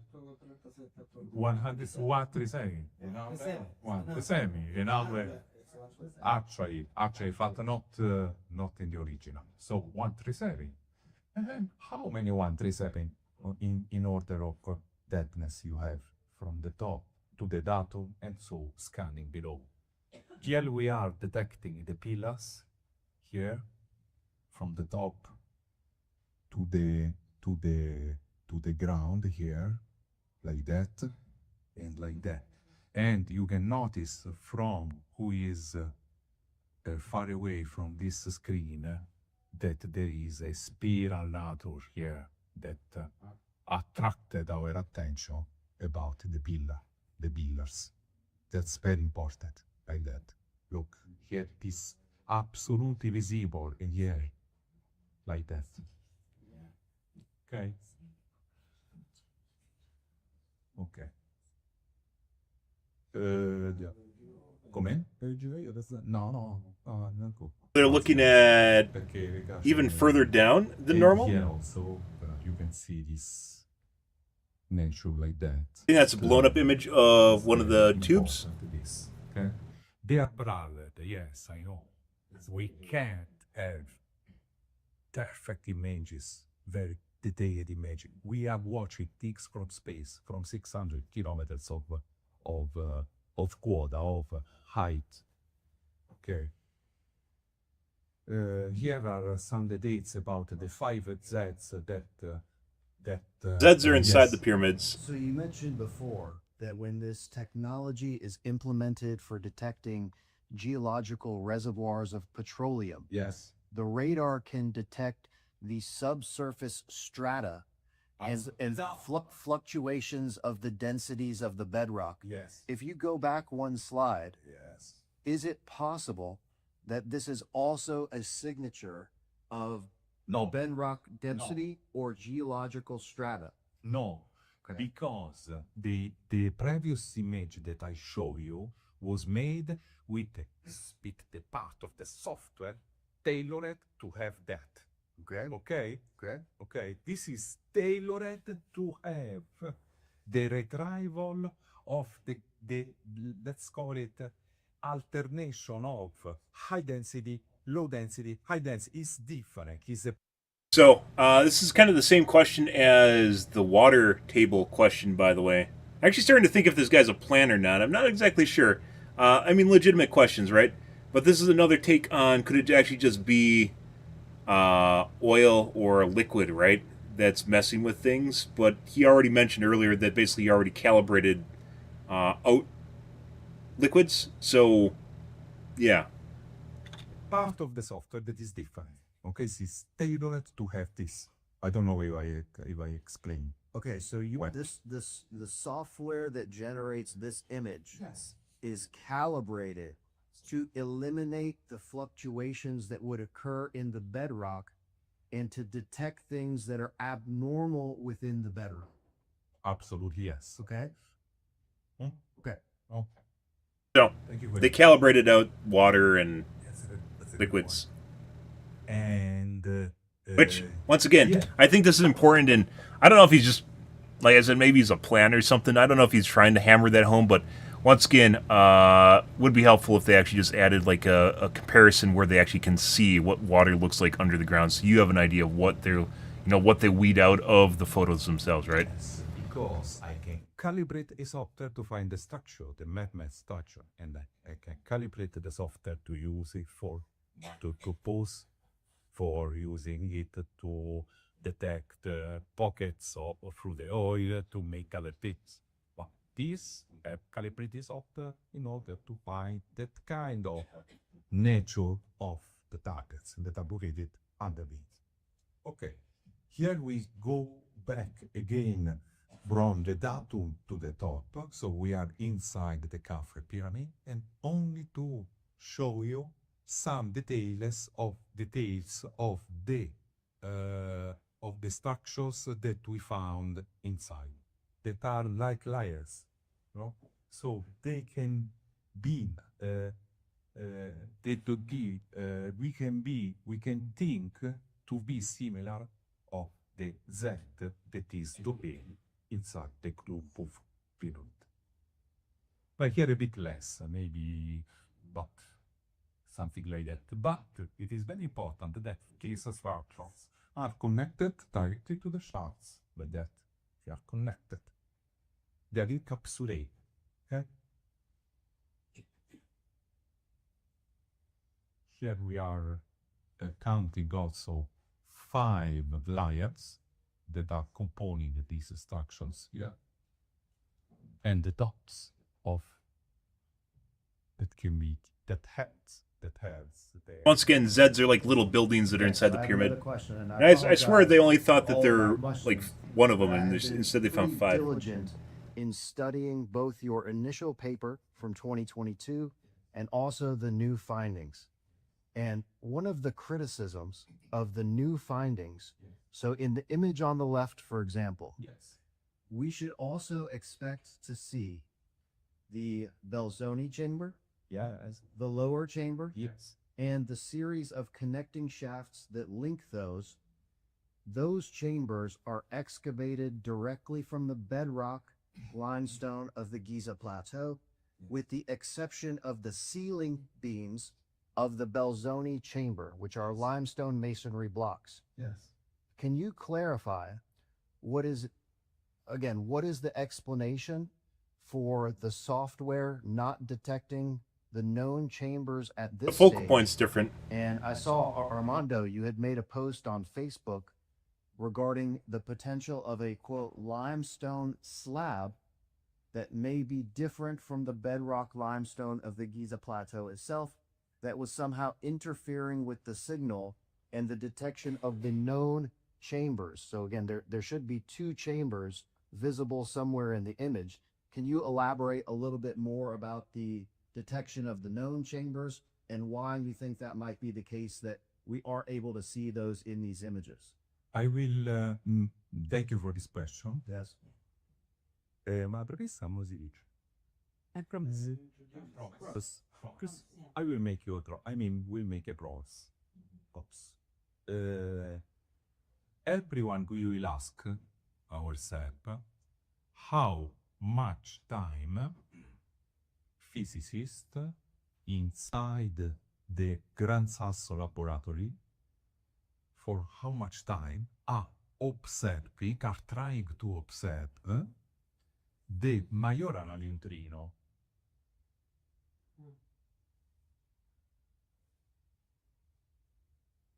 They know that there is, but they can't observe it. Okay. So This is only can't? to tell you that expectation on measurements are not always satisfied. So Maybe the answer to my question can be given by Sabine. Okay? So they don't know, I guess, is what he's saying. The answer. Okay. But this is the premise. The promise. But now I give you the answer.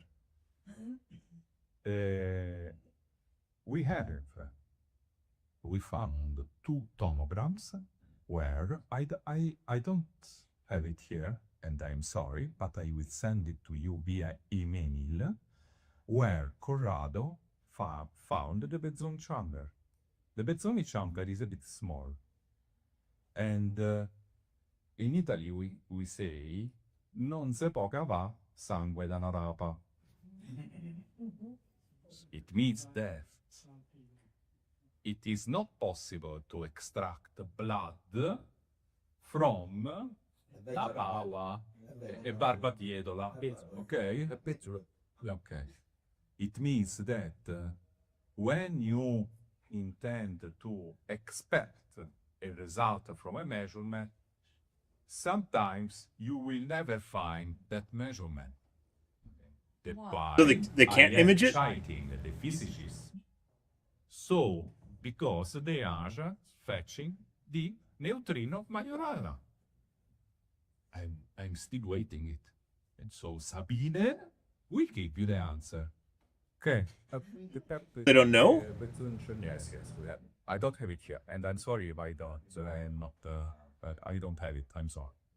That the bedrock.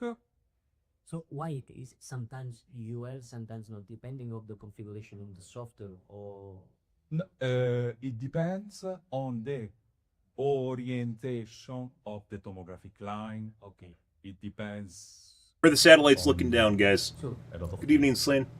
also the different satellite could give you different satellites. Actually, the material, the Ramison too. 80 because we have it and we don't have it because of the orientation of the tomographic line principle. Okay, maybe like that we don't observe. You observe nothing. Maybe if you move a bit the tomographic cloud, boom, it is favorable to have also the pezzo absolutely. Yes. How long does it take to take one image?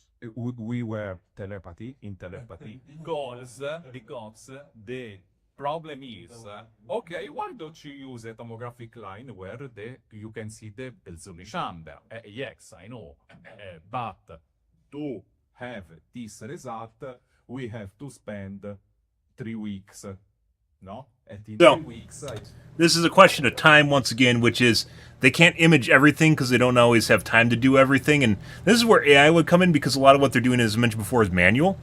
And actually, they'd have more, like, they can't scan the whole planet because they just don't have the manpower to do so or the means to do so right now.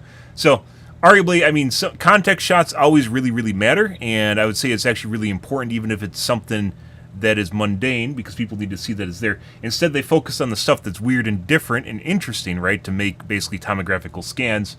And now they're asking why they can't see it because they didn't actually look to image that one part of the pyramid that they already knew what was there, right? So, I mean, maybe you might introduce something different, but if they don't have it, I think it might even be the Belzoni chamber or whatever it is. I believe is the bottom one. But once again, it depends on the depth.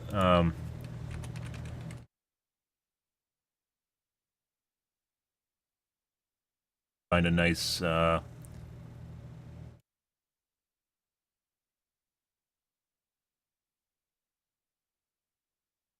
I think they're talking about the bedrock chamber, which is this guy down here at the bottom. And they're asking why this doesn't show up. It really depends. The focal point of the scans themselves depends on where they're looking, and then it's like a heat map of the area that they're looking in. And towards the bottom, like, they have to change the focus of where they're looking, which then involves making a new scan, right? So they're asking why they can't see. I'm pretty sure they're talking about this guy down here, the unknown chamber.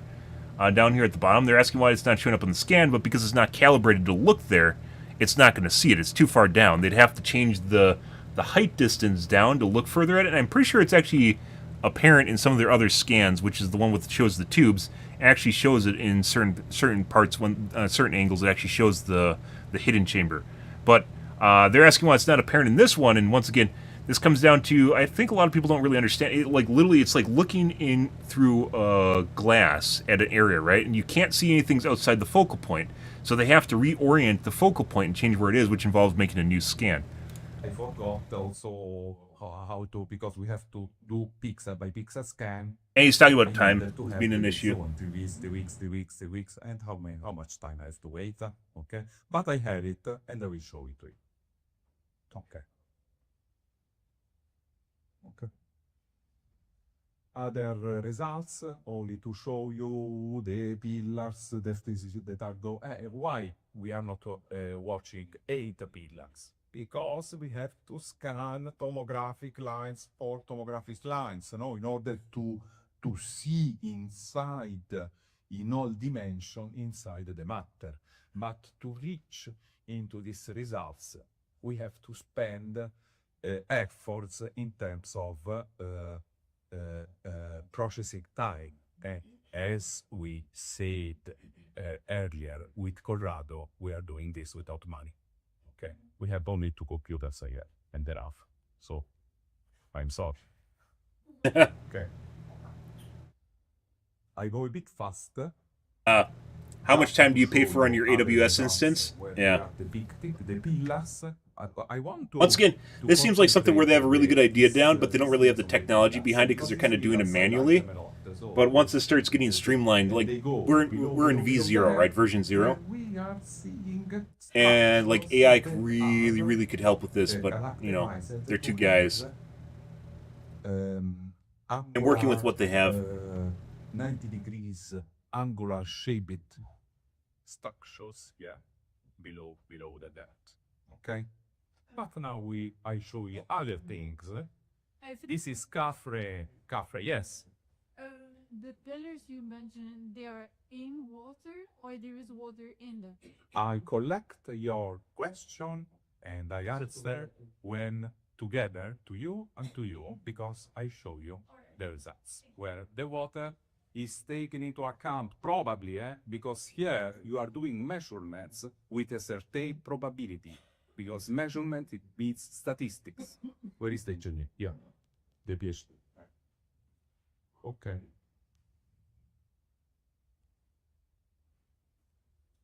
This is Khafre. I show you the pillars of Khafre. So here, this is the so-called. This is Khafre, tomographic line. Here we have the orientation 1, 1, 2, and 2. These are the pillars that we are detect. This is the surface, the limestone. How you say? Yeah. Yes. That's the one. Please ask me the question, Filippo, why we are not seeing the top of the pyramid of light.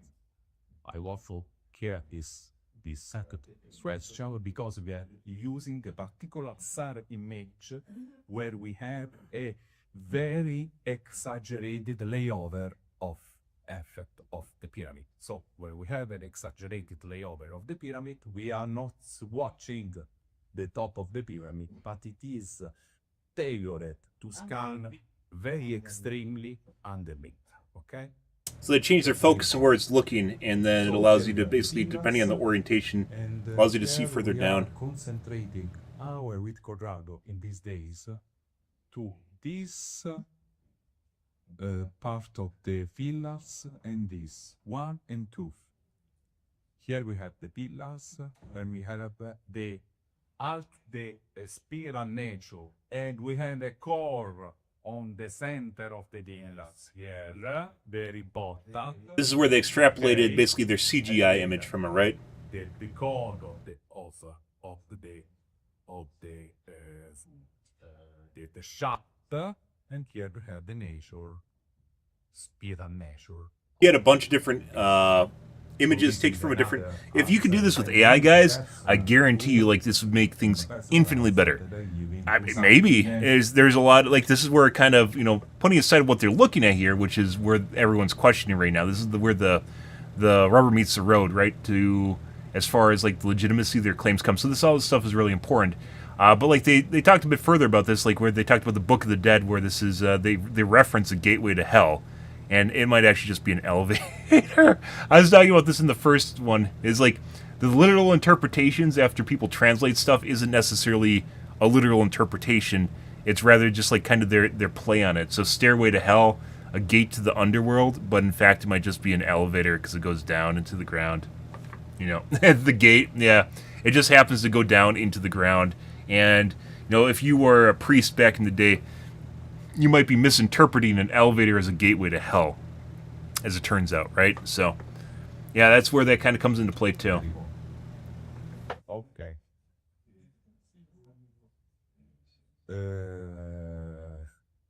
Water. Important. Look here how bright is this.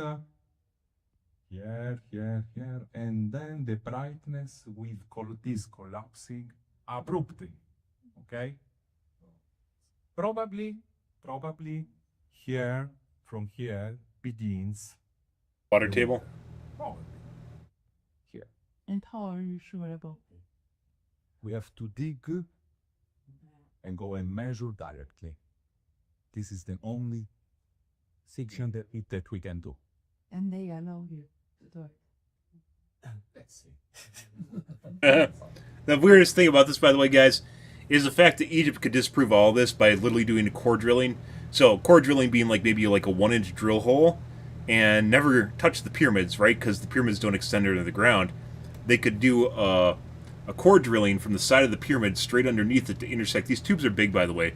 They said these are about 20 feet in diameter. I think they said they're about basically 6 meters in diameter or 20 meters, one of the two.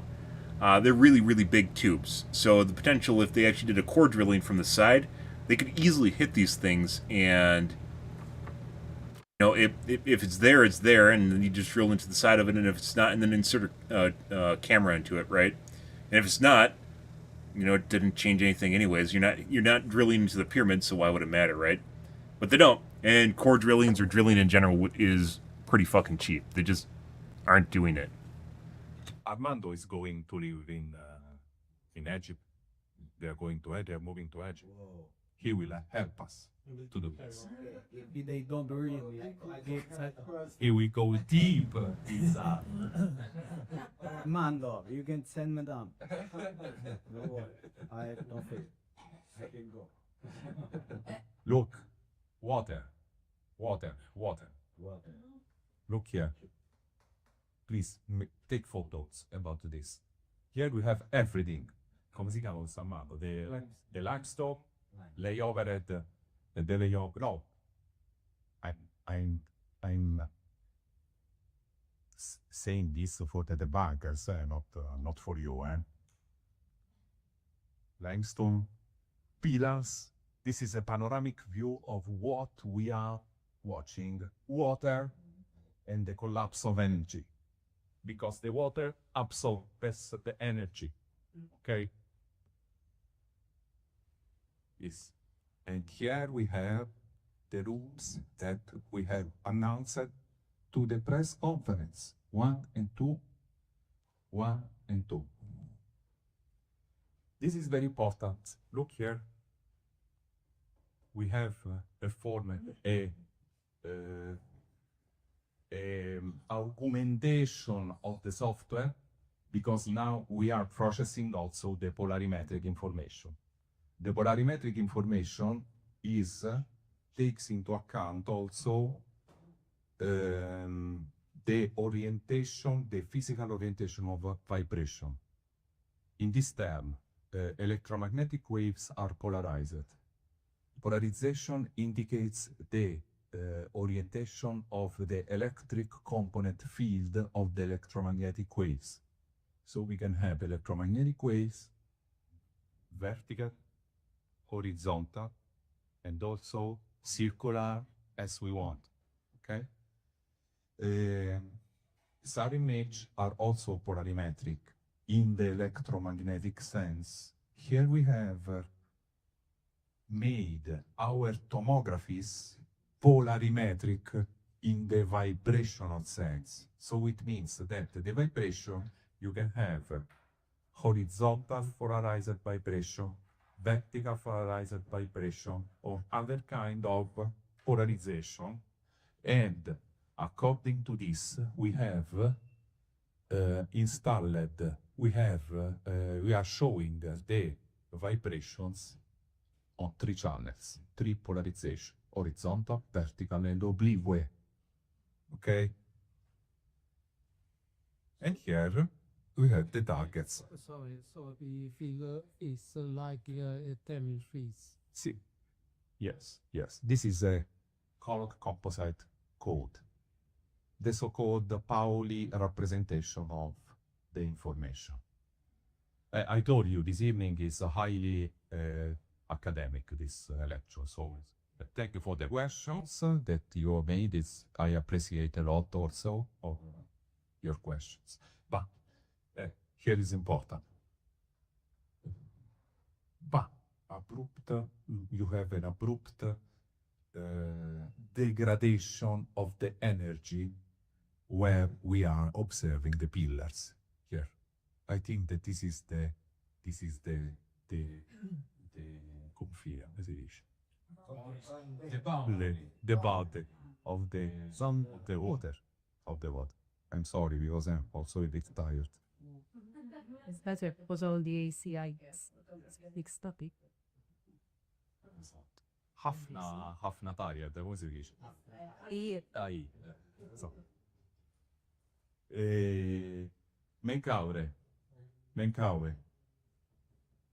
Menkaure. Pillars. So another pyramid. And room.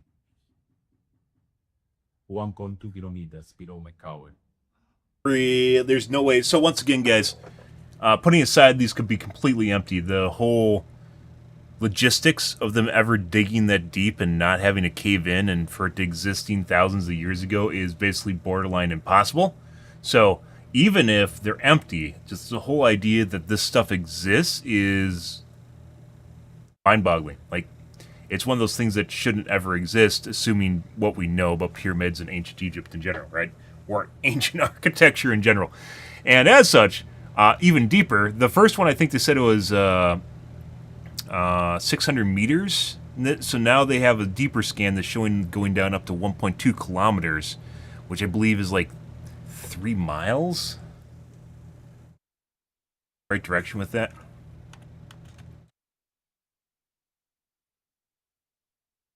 No, I wasn't going the right direction. It's 0.75 miles. So, how many feet is that? 4,000 feet. That's pretty deep. That is very deep underground for anything, even today, to even exist, especially for the size that these are. Menkaure, spiral nature. Here. And the room, please, catch a photo here. The room, yeah. Below Menkaure, Jane. Yeah, you have the room. I have a question. 1,000 square. 1.2 kilometers. How big? This is Light Menkaure. Light Menkaure. Well, the size of Menkaure. Yes. Ah. This is the size of Menkaure. So, like 10 foot That's big. I have a cube? question. How did they manage to build it? How big? At the end of his case,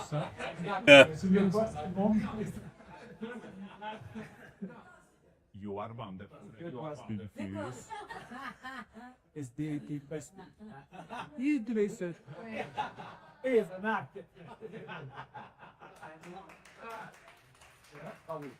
Laila!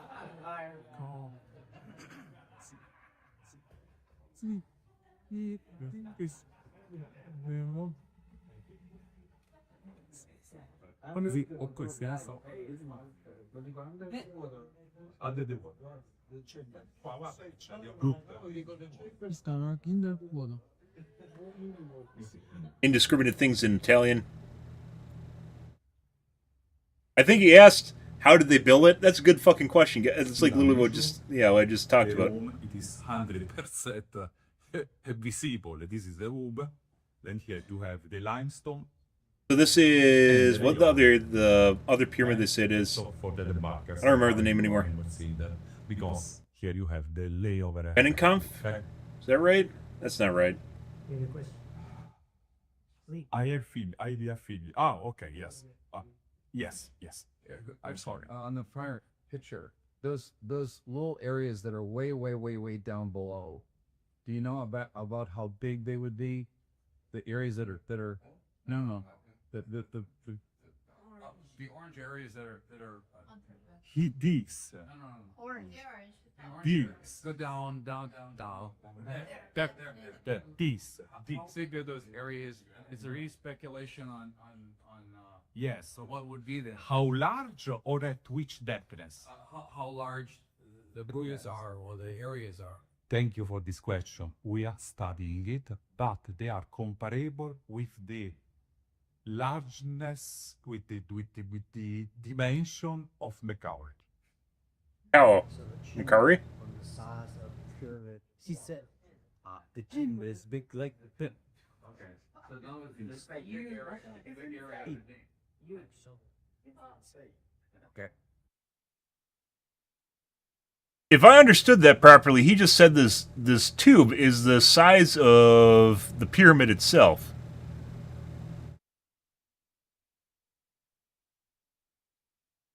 Khafre? Whatever the pyramid name he just said. I think he is insinuating that that's actually about the size of the pyramid itself, which would be ridiculous if true. A tube the size of the pyramid. It's pretty cool. And that's an Yeah. interesting observation because what you're saying is that there's an area way down below I'm not sure exactly how far that represent. 1.4 kilo. 1.2 kilometers. What? Long ways. Yeah. Once that take us a totally open air. Yes. Yep. This is the yeah, I don't know. It just exists. That's why we're covering this, guys. Is because the fact that this does exist is beyond like it's like a modern engineering marvel. Menkaure. Today, guys, when we build tunnels, we use tunnel boring machine, which I talk about, a TBM, the giant fucking spinning head things. I'm sure you guys have seen before. Yeah, the size of like no, they're bigger than semis. They're like if you took like 6 semis and like combined them into a tube, you would basically have like a TBM, right?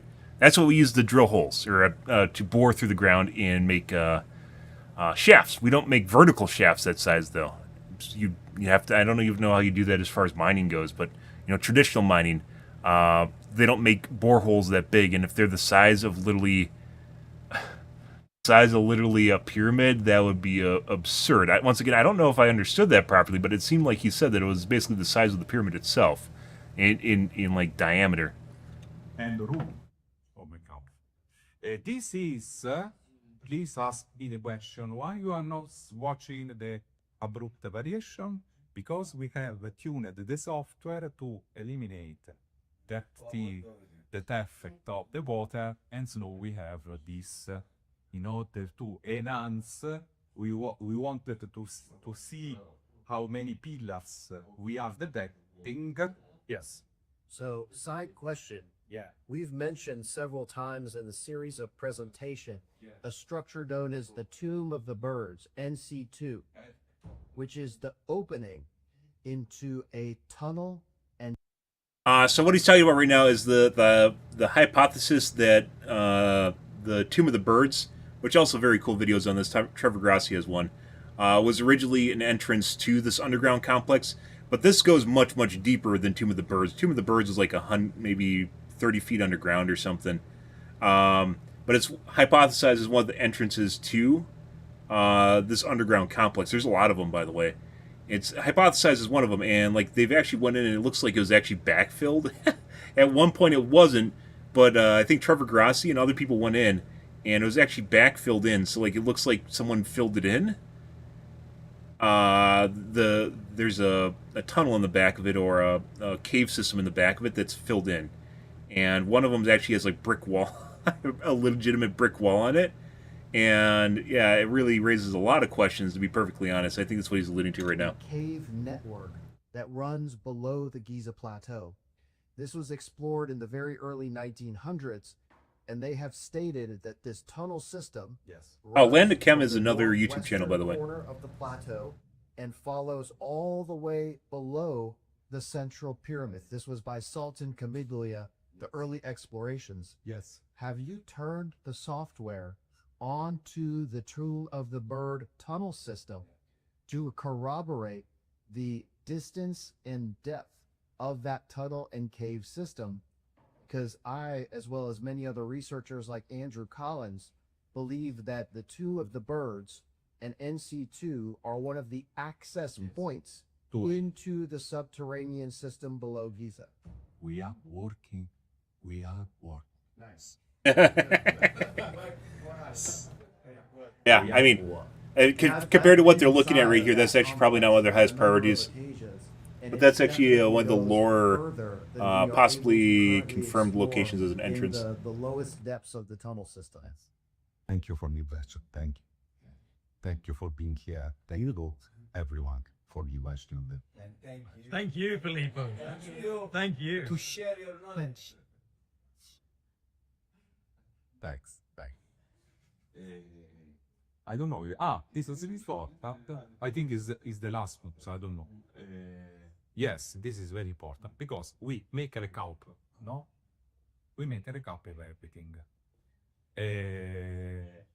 We are linking, here we are watching several things. The spiral nature of the shafts, presence of the shafts, spiral nature of the shafts here. Yeah? Look here. Look the sinusoid here. Look. For Sabine. This is for Sabine. J. For Sabine. Okay.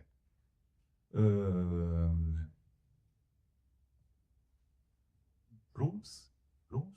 This is the 3D that Corrado made. Is not in scale. This. So this has to be only to show how it is. And I think you just answered a very important question. So there's also been some curiosity for the extrapolation from the data into the 3D model.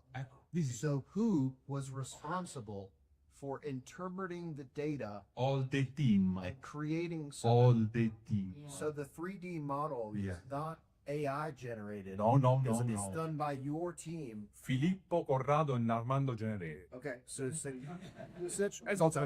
the data and then build the 3D model yourselves. Humans Okay. build Okay. the 3D.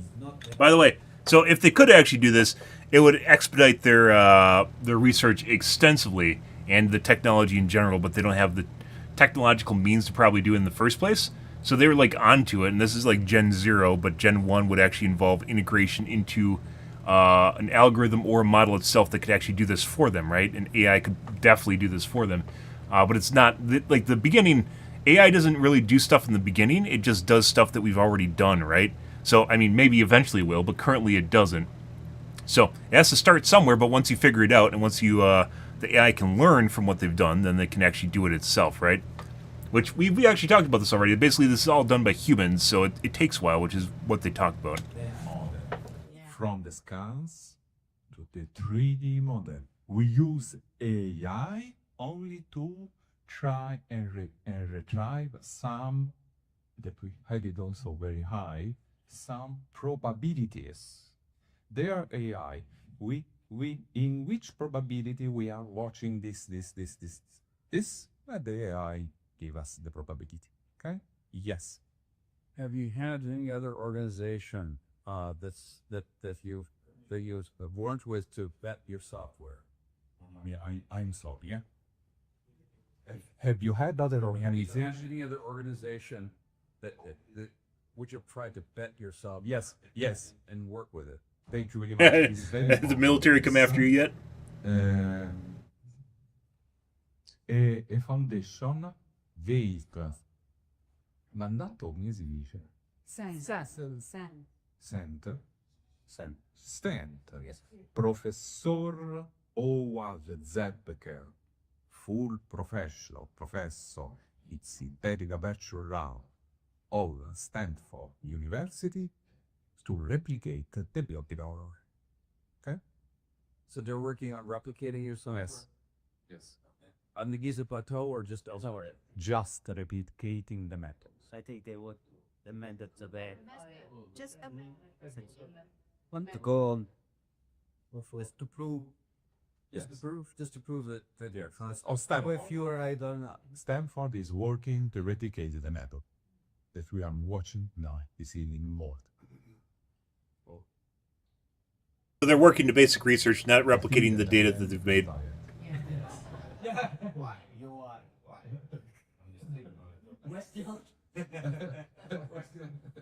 Questo è Sadi. I am the destroyer. Would you like to nest a bit? So many questions. Let's see. Now you can ask me, yes, because I think that I have finished. No, it's not finished.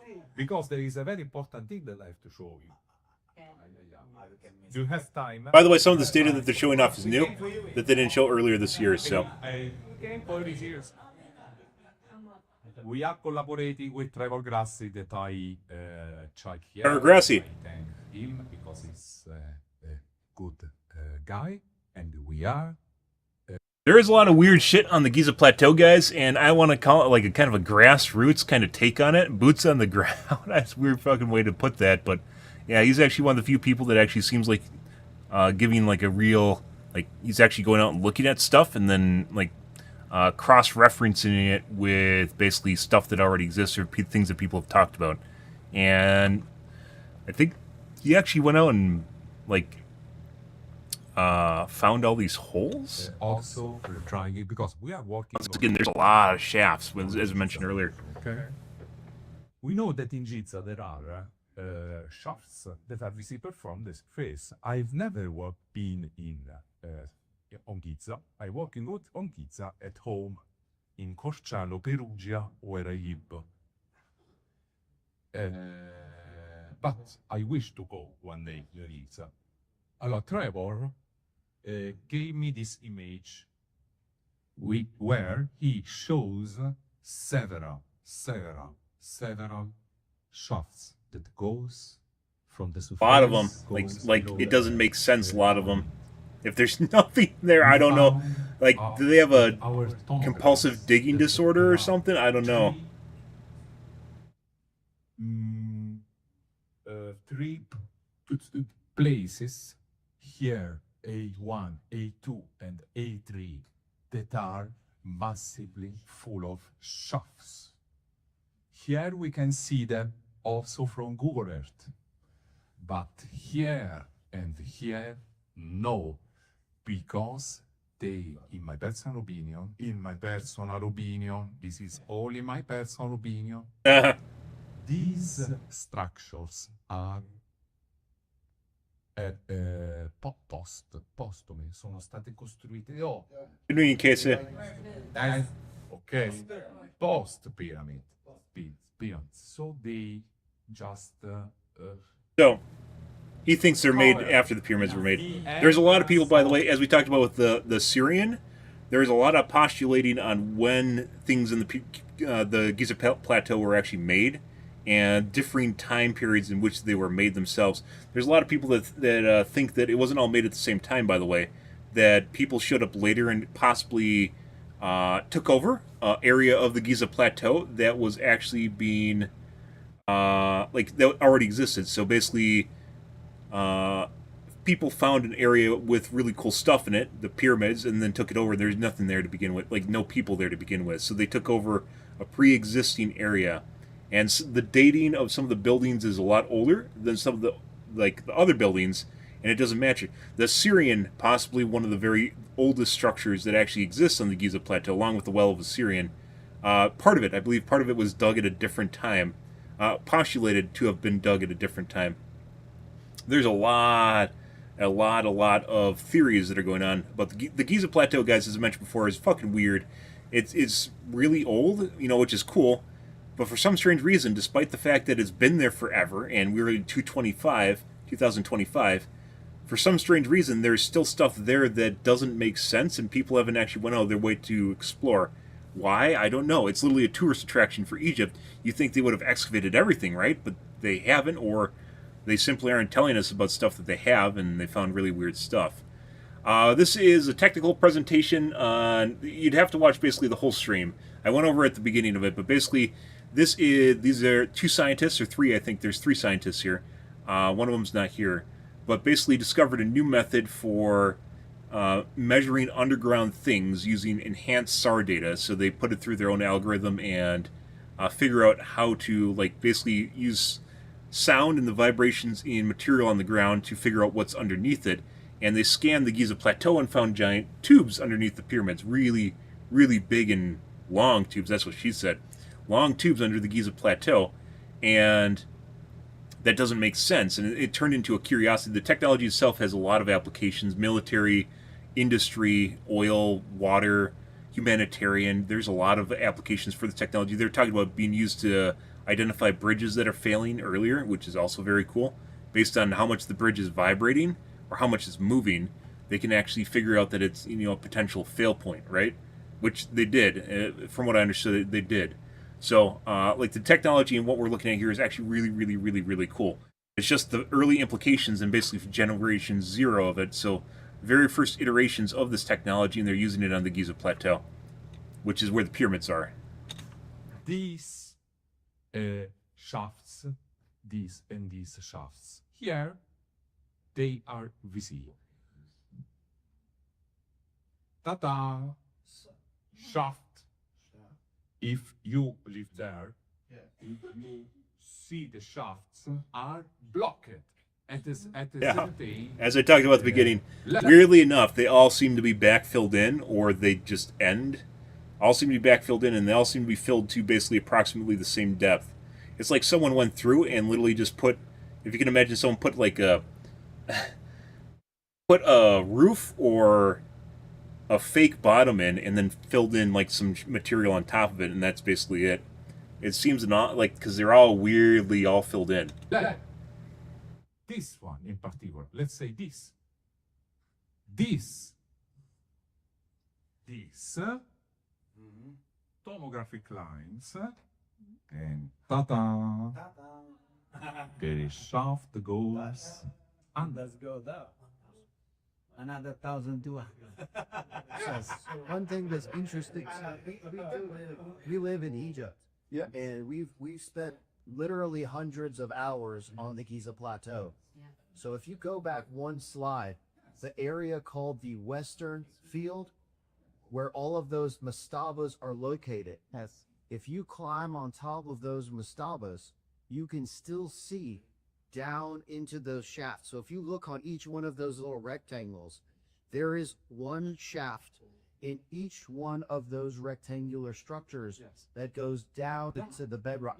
If you can climb on top of it and see that in the We are pressuring that. yes, yes. We will publish these results. And on your next slide, And this is a validation. correct. Those vertical shafts Yes. are also connected via transverse horizontal shafts, which is what you can see there. So this is very interesting. This was an Antoine. Correct. So he's basically I don't know what to call that guy, the challenging guy. Basically, that's been kind of a stickler. Basically, is saying that he's corroborating what they're seeing in the scan data with what they've seen in person while being there, which once again is a very strong indicator that this is, because he was a pretty much of a stickler earlier on in this video.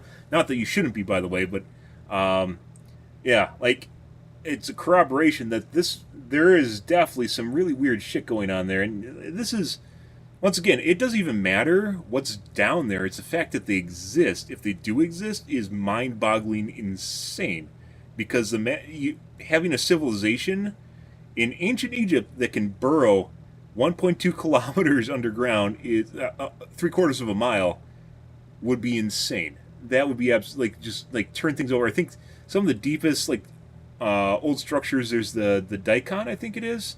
The old underground city only goes down 300 feet or something like that, which is it's a weirdly really prolific kind of underground superstructure that it's supposedly held up to 20,000 people. Very cool in and of itself, by the way.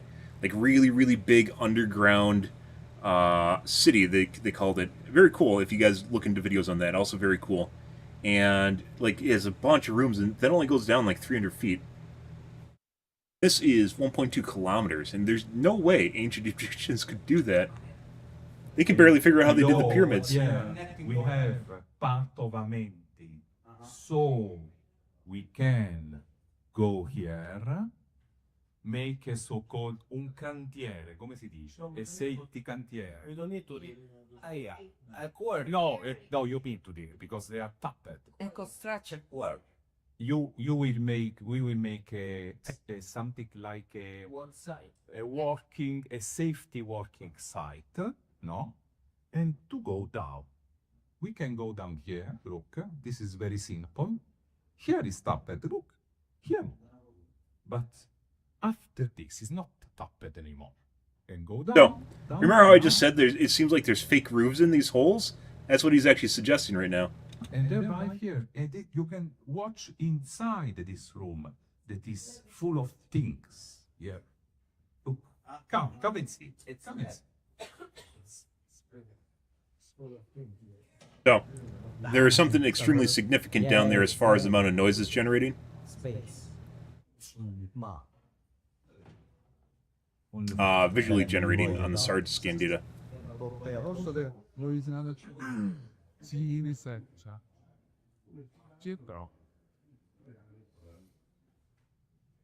Okay. So I told you there is something new. Down there. Yes. With this evidence, it seems like it's going to be impossible for traditional Egyptologists to maintain that this is built by Khufu and Khafre. May I ask you to repeat? Yes, please.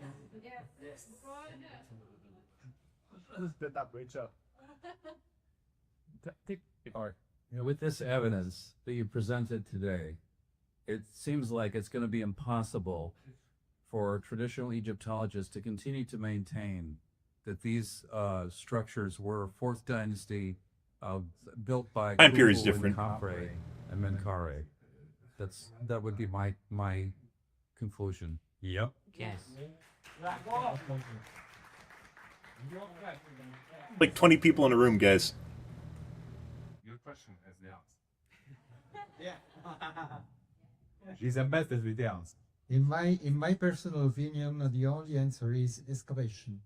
Yeah. We want to have the permits to drill on the Giz Plateau and to discover or to see, to watch with our eyes what lies beneath the pyramid. Once again, So they could drill into these tubes because they're huge. They could do the Giza pyramid. They could literally drill into the side, underneath, never touching the pyramid, mind you, underneath through the ground into these tubes and intersect them.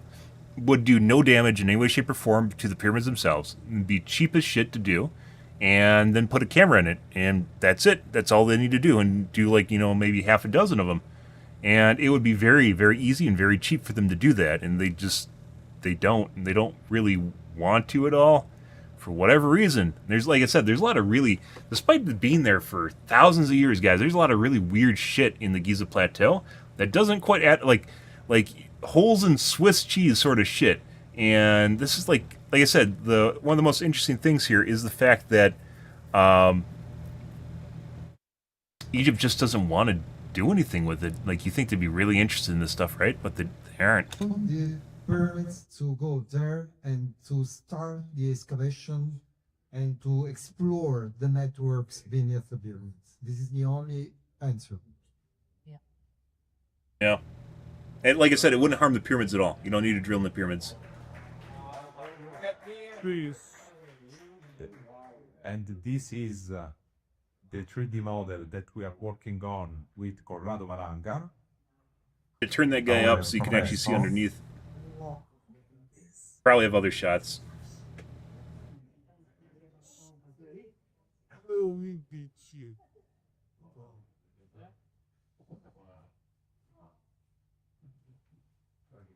This is the one on the bottom right. I think that's a Sphinx. I tell you that the work is absolutely not finished, and then I will tell you, we will recast the agenda of the meetings that we are having from now into 1 year, where I think that one of the most important meetings, it was Malta here, because here you are showing this. Yeah.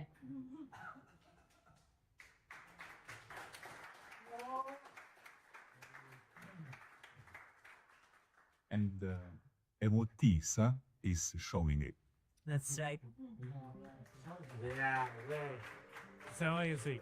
This is actually a really big deal, despite the fact that there's like 20 people here, by the way. And here I show you. Just not just only for Egypt, by the way. Not just only for Egypt, but just in general. Like, this technology is just really cool because it's Egypt itself, but this technology can be used in a lot of different other industries. Yeah.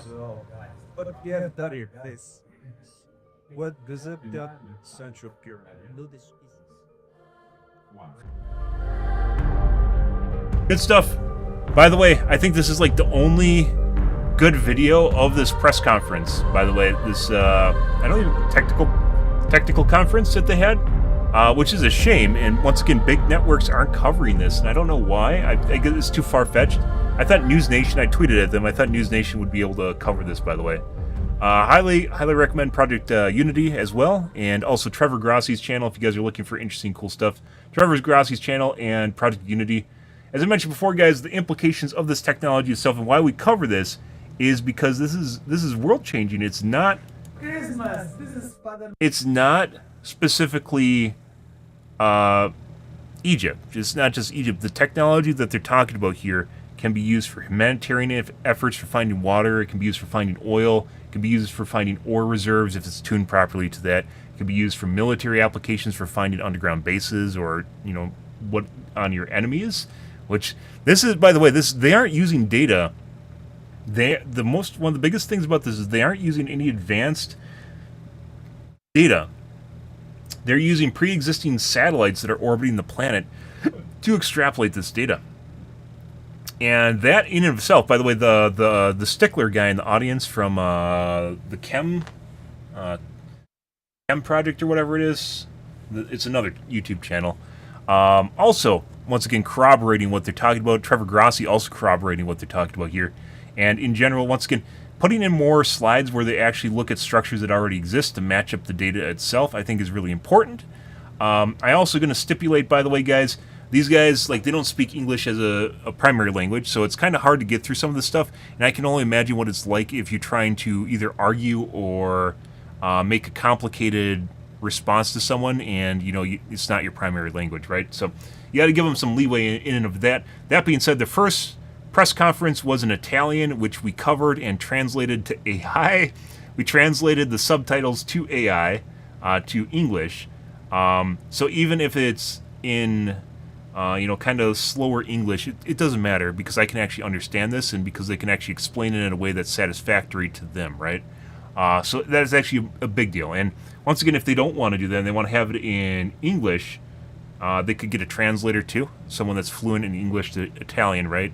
And can go back and forth. Either way, I think it worked out pretty good. But once again, you got to take it with, some people kind of criticize people for, language barriers. That's just the way the world is, right? And it's great that they actually went through and did this in English. Sometimes I think there's some people that get impatient too. You just have to wait and let people take time to explain things out too, right? And I tried to explain things in the presentation that I thought were a little bit muddled in translation to help extrapolate or present more information on it. This guy right here, I don't know what this is. I think this is a Sphinx. These, I have no idea what these are. This is the biggest pyramid. This is Khafre. This is Khufu, I think they said it is. I don't know what this guy is. These, I have no idea what they are. That's one, by the way, that's one really, really big box under the ground. This guy over here, I think is the Sphinx. So I think this is the causeway, which she was talking about earlier. Noel. So, tags or name tags, actually, by the way, would be helpful in this regard. They did a much better job on this for visual representation of the objects as opposed to the first presentation, and, you know, it's a learning process, right? I think, once again, if a technology or an academic institution or a technology startup got in touch with them, they could 100% turn this into something that could spit out these scans with much higher accuracy, with much higher reliability and credibility in general, and in a way that's actually answers a lot of more questions, right, that are going on here. Once again, they said that this took a while. This is basically all AI, or not AI, excuse me, not AI. This is manually made, and they're basically doing it all on their own, and making a scan takes, like they said, like 3 weeks. So it takes a long time, and it's nice to think that you can just take a look at, you know, further down, where's the other part of the pyramid, right? But part of that might actually be particularly, once again, it's like taking a camera and focusing on a particular part, and then everything else just kind of melts into the surrounding noise in the area, right? So they have to take a bunch of time to do this. If I was a gambling man, which I'm not because luck doesn't really like me for some strange reason. If I was a gambling man, or if I was just making a really let's go with this. If I was making a really educated guess, which I am very good at, by the way, I would 100% take a look at this fuck right here. The Syrian is probably one of the weirdest structures that's in Egypt right now, mainly because it doesn't match anything around it, and it's hypothesized to have nothing to do with kind of like the stuff that exists there. The Syrian itself is a really, really, really weird structure that exists in the area. And this, by the way, like, it doesn't look like much, but these wells underneath here that are fed from an aquifer that isn't normal in the area, by the way, so it doesn't actually match the groundwater table in the area. This is a separate aquifer which apparently can't be drained. These go down like 100 feet or so into the ground, but no one has any idea what's down there because no one's went down there. There's a lot of really weird stuff, and you're like, oh, it's just a bunch of stone, right? It's true, but for some strange reason they haven't really went out of their way to figure it out, which is weird because it's 25% of their GDP. That's a lot of money, right? Just tourism in general is 25% of their GDP. I guess there could be places in Egypt that people are going besides the pyramids, but they're let's be honest here, they're going to the pyramids. The Syrian, though, is a really, really weird area. And if I was to make an educated guess and I wanted to point something, like if they did a SAR scan on this, they'd probably find some really fucking weird shit here. I don't know what it is, but it's clearly not just some pillars in the ground. So this is another really weird one, putting aside the pyramids. This is also very weird. And lo and behold, originally their scans were of the Khafre pyramid, the center one, and as you guys can see, there's now a lot more data that wasn't originally present on their original slides. And I thought they're going to present this at the Cosmic event, I think they are going to present new information at the Cosmic Summit later this month, but I guess this is the new, I guess you could say, teaser, or, I mean, technical presentation all really mattered.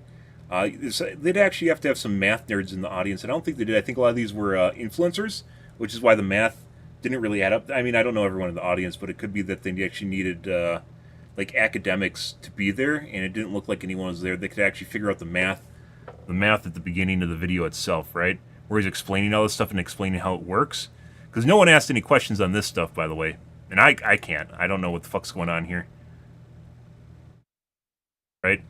Like, you need an actual expert in here that actually can figure out his methodology and what's going on here, so they can actually ask meaningful questions related to the actual, because this is all important, by the way. I don't understand this. I can't break it down, but this stuff is all important for scientists that are actually trying to duplicate their findings and being able to figure out, mathematics behind what's going on here, right? So this stuff is incredibly important. That's going on in the background. They talked about at the beginning of the slide. So, best I can tell is, once again, they're looking at the vibrations or the difference in pictures between SAR scans, and they use the noise to figure out what's behind it after they tune out basically certain vibrations. They can then look for things behind, basically behind structures or anything like that. And basically it's a satellite looking down, and they're basically taking an image, right, of the satellite from an orbit or an orientation where you can see down into the ground. Orientation is very important for people to understand which the angles that they're looking at and to visualize where it is on the buildings themselves, right? This, by the way, very cool. This is very, very cool, by the way. And the implications of this, once again, there's a lot of corroboration going on here that isn't Egypt. Is kind of the takeaway from this, is there's a lot of people that are seeing, like, the stickler in the audience, right?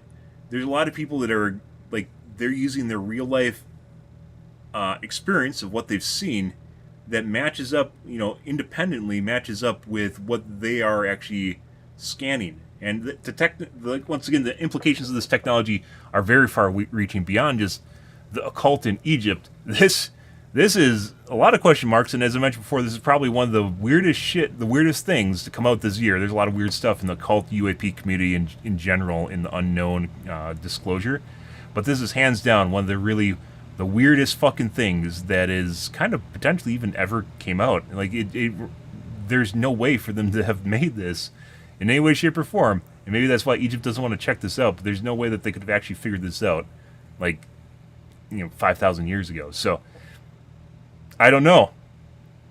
It's really, really good question, guys. What exactly is going on here? Once again, these tubes are not small. These tubes are, putting aside how long they are, These are like 20 meters wide or 20 feet wide. I don't remember which. They basically gave a diameter on their earlier presentation in February or March that we also covered. Either way, guys, good stuff. I think we're gonna call things here, guys. I think we have a good shtick on this. Once again, check out Project Unity, and also Trevor Grossi's channel, Project Unity. These guys don't have a channel. They have. I was looking for it on their official channel. I couldn't see anything. Expedition Egypt or whatever it is.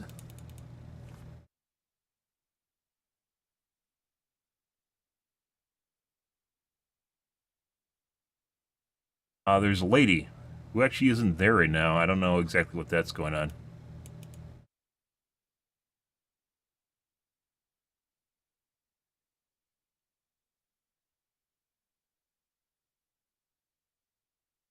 Is this it? No.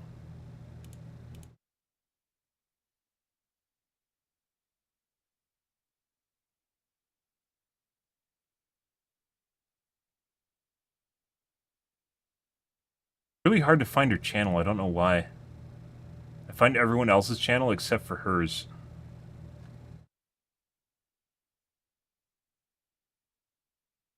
Where there's originally presented on.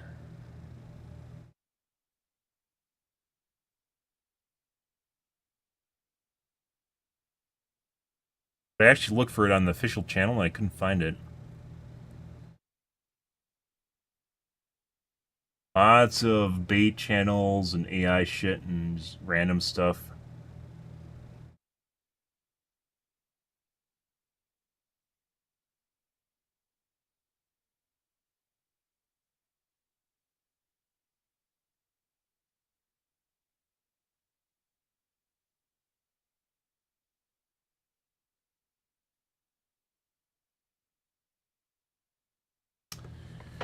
Ah, jeez. I need to no.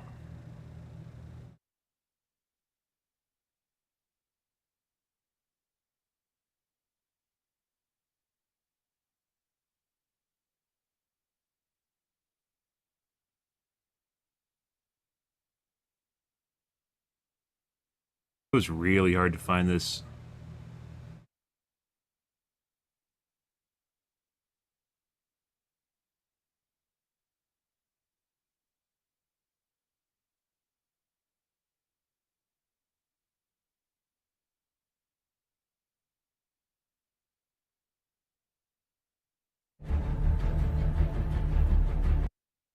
Go. And my contacts are killing me now. This is the original channel that it previewed on, which I think is their official channel for their project. Khafre project? I think she changed the name of her channel. And I thought that this was going to be here today, like what we just looked at, but I don't think it was. So this is 1 day ago. Show.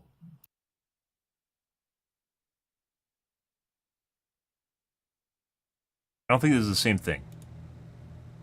Something slightly different.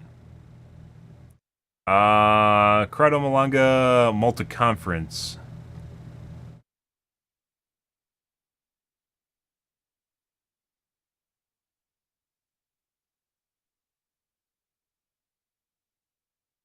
This is the original channel that the stuff aired on. Their stuff is kind of all over the place. I don't actually know what they classify. I think they're a non-profit. I don't actually know what they are, to be perfectly honest. Two scientists, as it goes. But either way, yeah, that's where it originally was, and I thought this was going to be on it, but it wasn't. So, Project Unity is basically the best coverage of it right now. We're going to call things, guys, for tonight. Tonight will be Marvel Rivals. We are not going to be playing games tonight, as too late now. But, yeah, I wanted to cover this, guys. And we'll be covering the Cosmic event later this month, where they're apparently going to have another presentation. I don't know if it's going to be the same thing. If it is the same thing, we probably aren't going to cover it. If it isn't, we'll definitely make sure to cover new information that's coming out. Once again, the biggest question marks here, you know, putting aside, there's a lot of, this is very interesting in and of itself, as I mentioned multiple times. The biggest question mark here is why Egypt doesn't want to put some boreholes in. Like, once again, they can just borehole in from the side here under the pyramid and intersect these tubes without ever touching the pyramid in any way, shape, or like they don't need to harm the pyramids at all. They could literally just bore into the side here from the angle and be able to figure out exactly what this is. But they don't. The most interesting thing is they don't, and they don't seem honestly interested at all in any of this. So, I don't know, guys. But I'm going to call things for this evening, guys. If you are new to the stream and you enjoy things, break the follow button on your select platform. I stream to Kick, Facebook, YouTube, Twitch, Trollville, as well as TikTok every day from late night to early morning, GMT-6. So late night North America time. I usually stream for about 4 to 5 hours, give or take. Depends on my life, what's happening, etc., etc.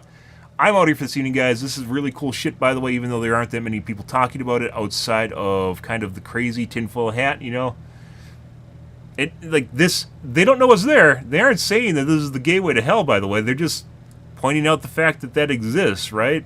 As kind of the big takeaway is those things exist. So, is it a gateway to hell? Who knows? But the science is showing that these things are there. The corroboration from people that aren't archaeologists in Egypt are saying, well, official Egyptologists are saying that it's there. So what is it, and why does Egypt not want to drill into it, right? Like, what do you need? Like, does Trump need to? Hey, Trump, you know what's going on? Maybe we need to call up the White House here and get Trump to see what these tubes are. Hey, Trump, did you hear about the pyramid tubes in Egypt? Why don't you have them go explore it or something like that? You know, like maybe do something crazy. I don't know. Either way, there's a lot of really weird question marks going on here. Despite how old this is, and despite aliens built the pyramid, I don't fucking know. Who knows? At this point, it's pretty clear there are a lot of anomalies and a lot of data that doesn't match up with each other that makes more questions, right? And that's where it's actually science is important to explore. So, alrighty. We're going to call things, guys. Thanks for watching the stream as always, and I hope you guys have a wonderfully fantastic Monday night and Tuesday morning. Have a good day, guys.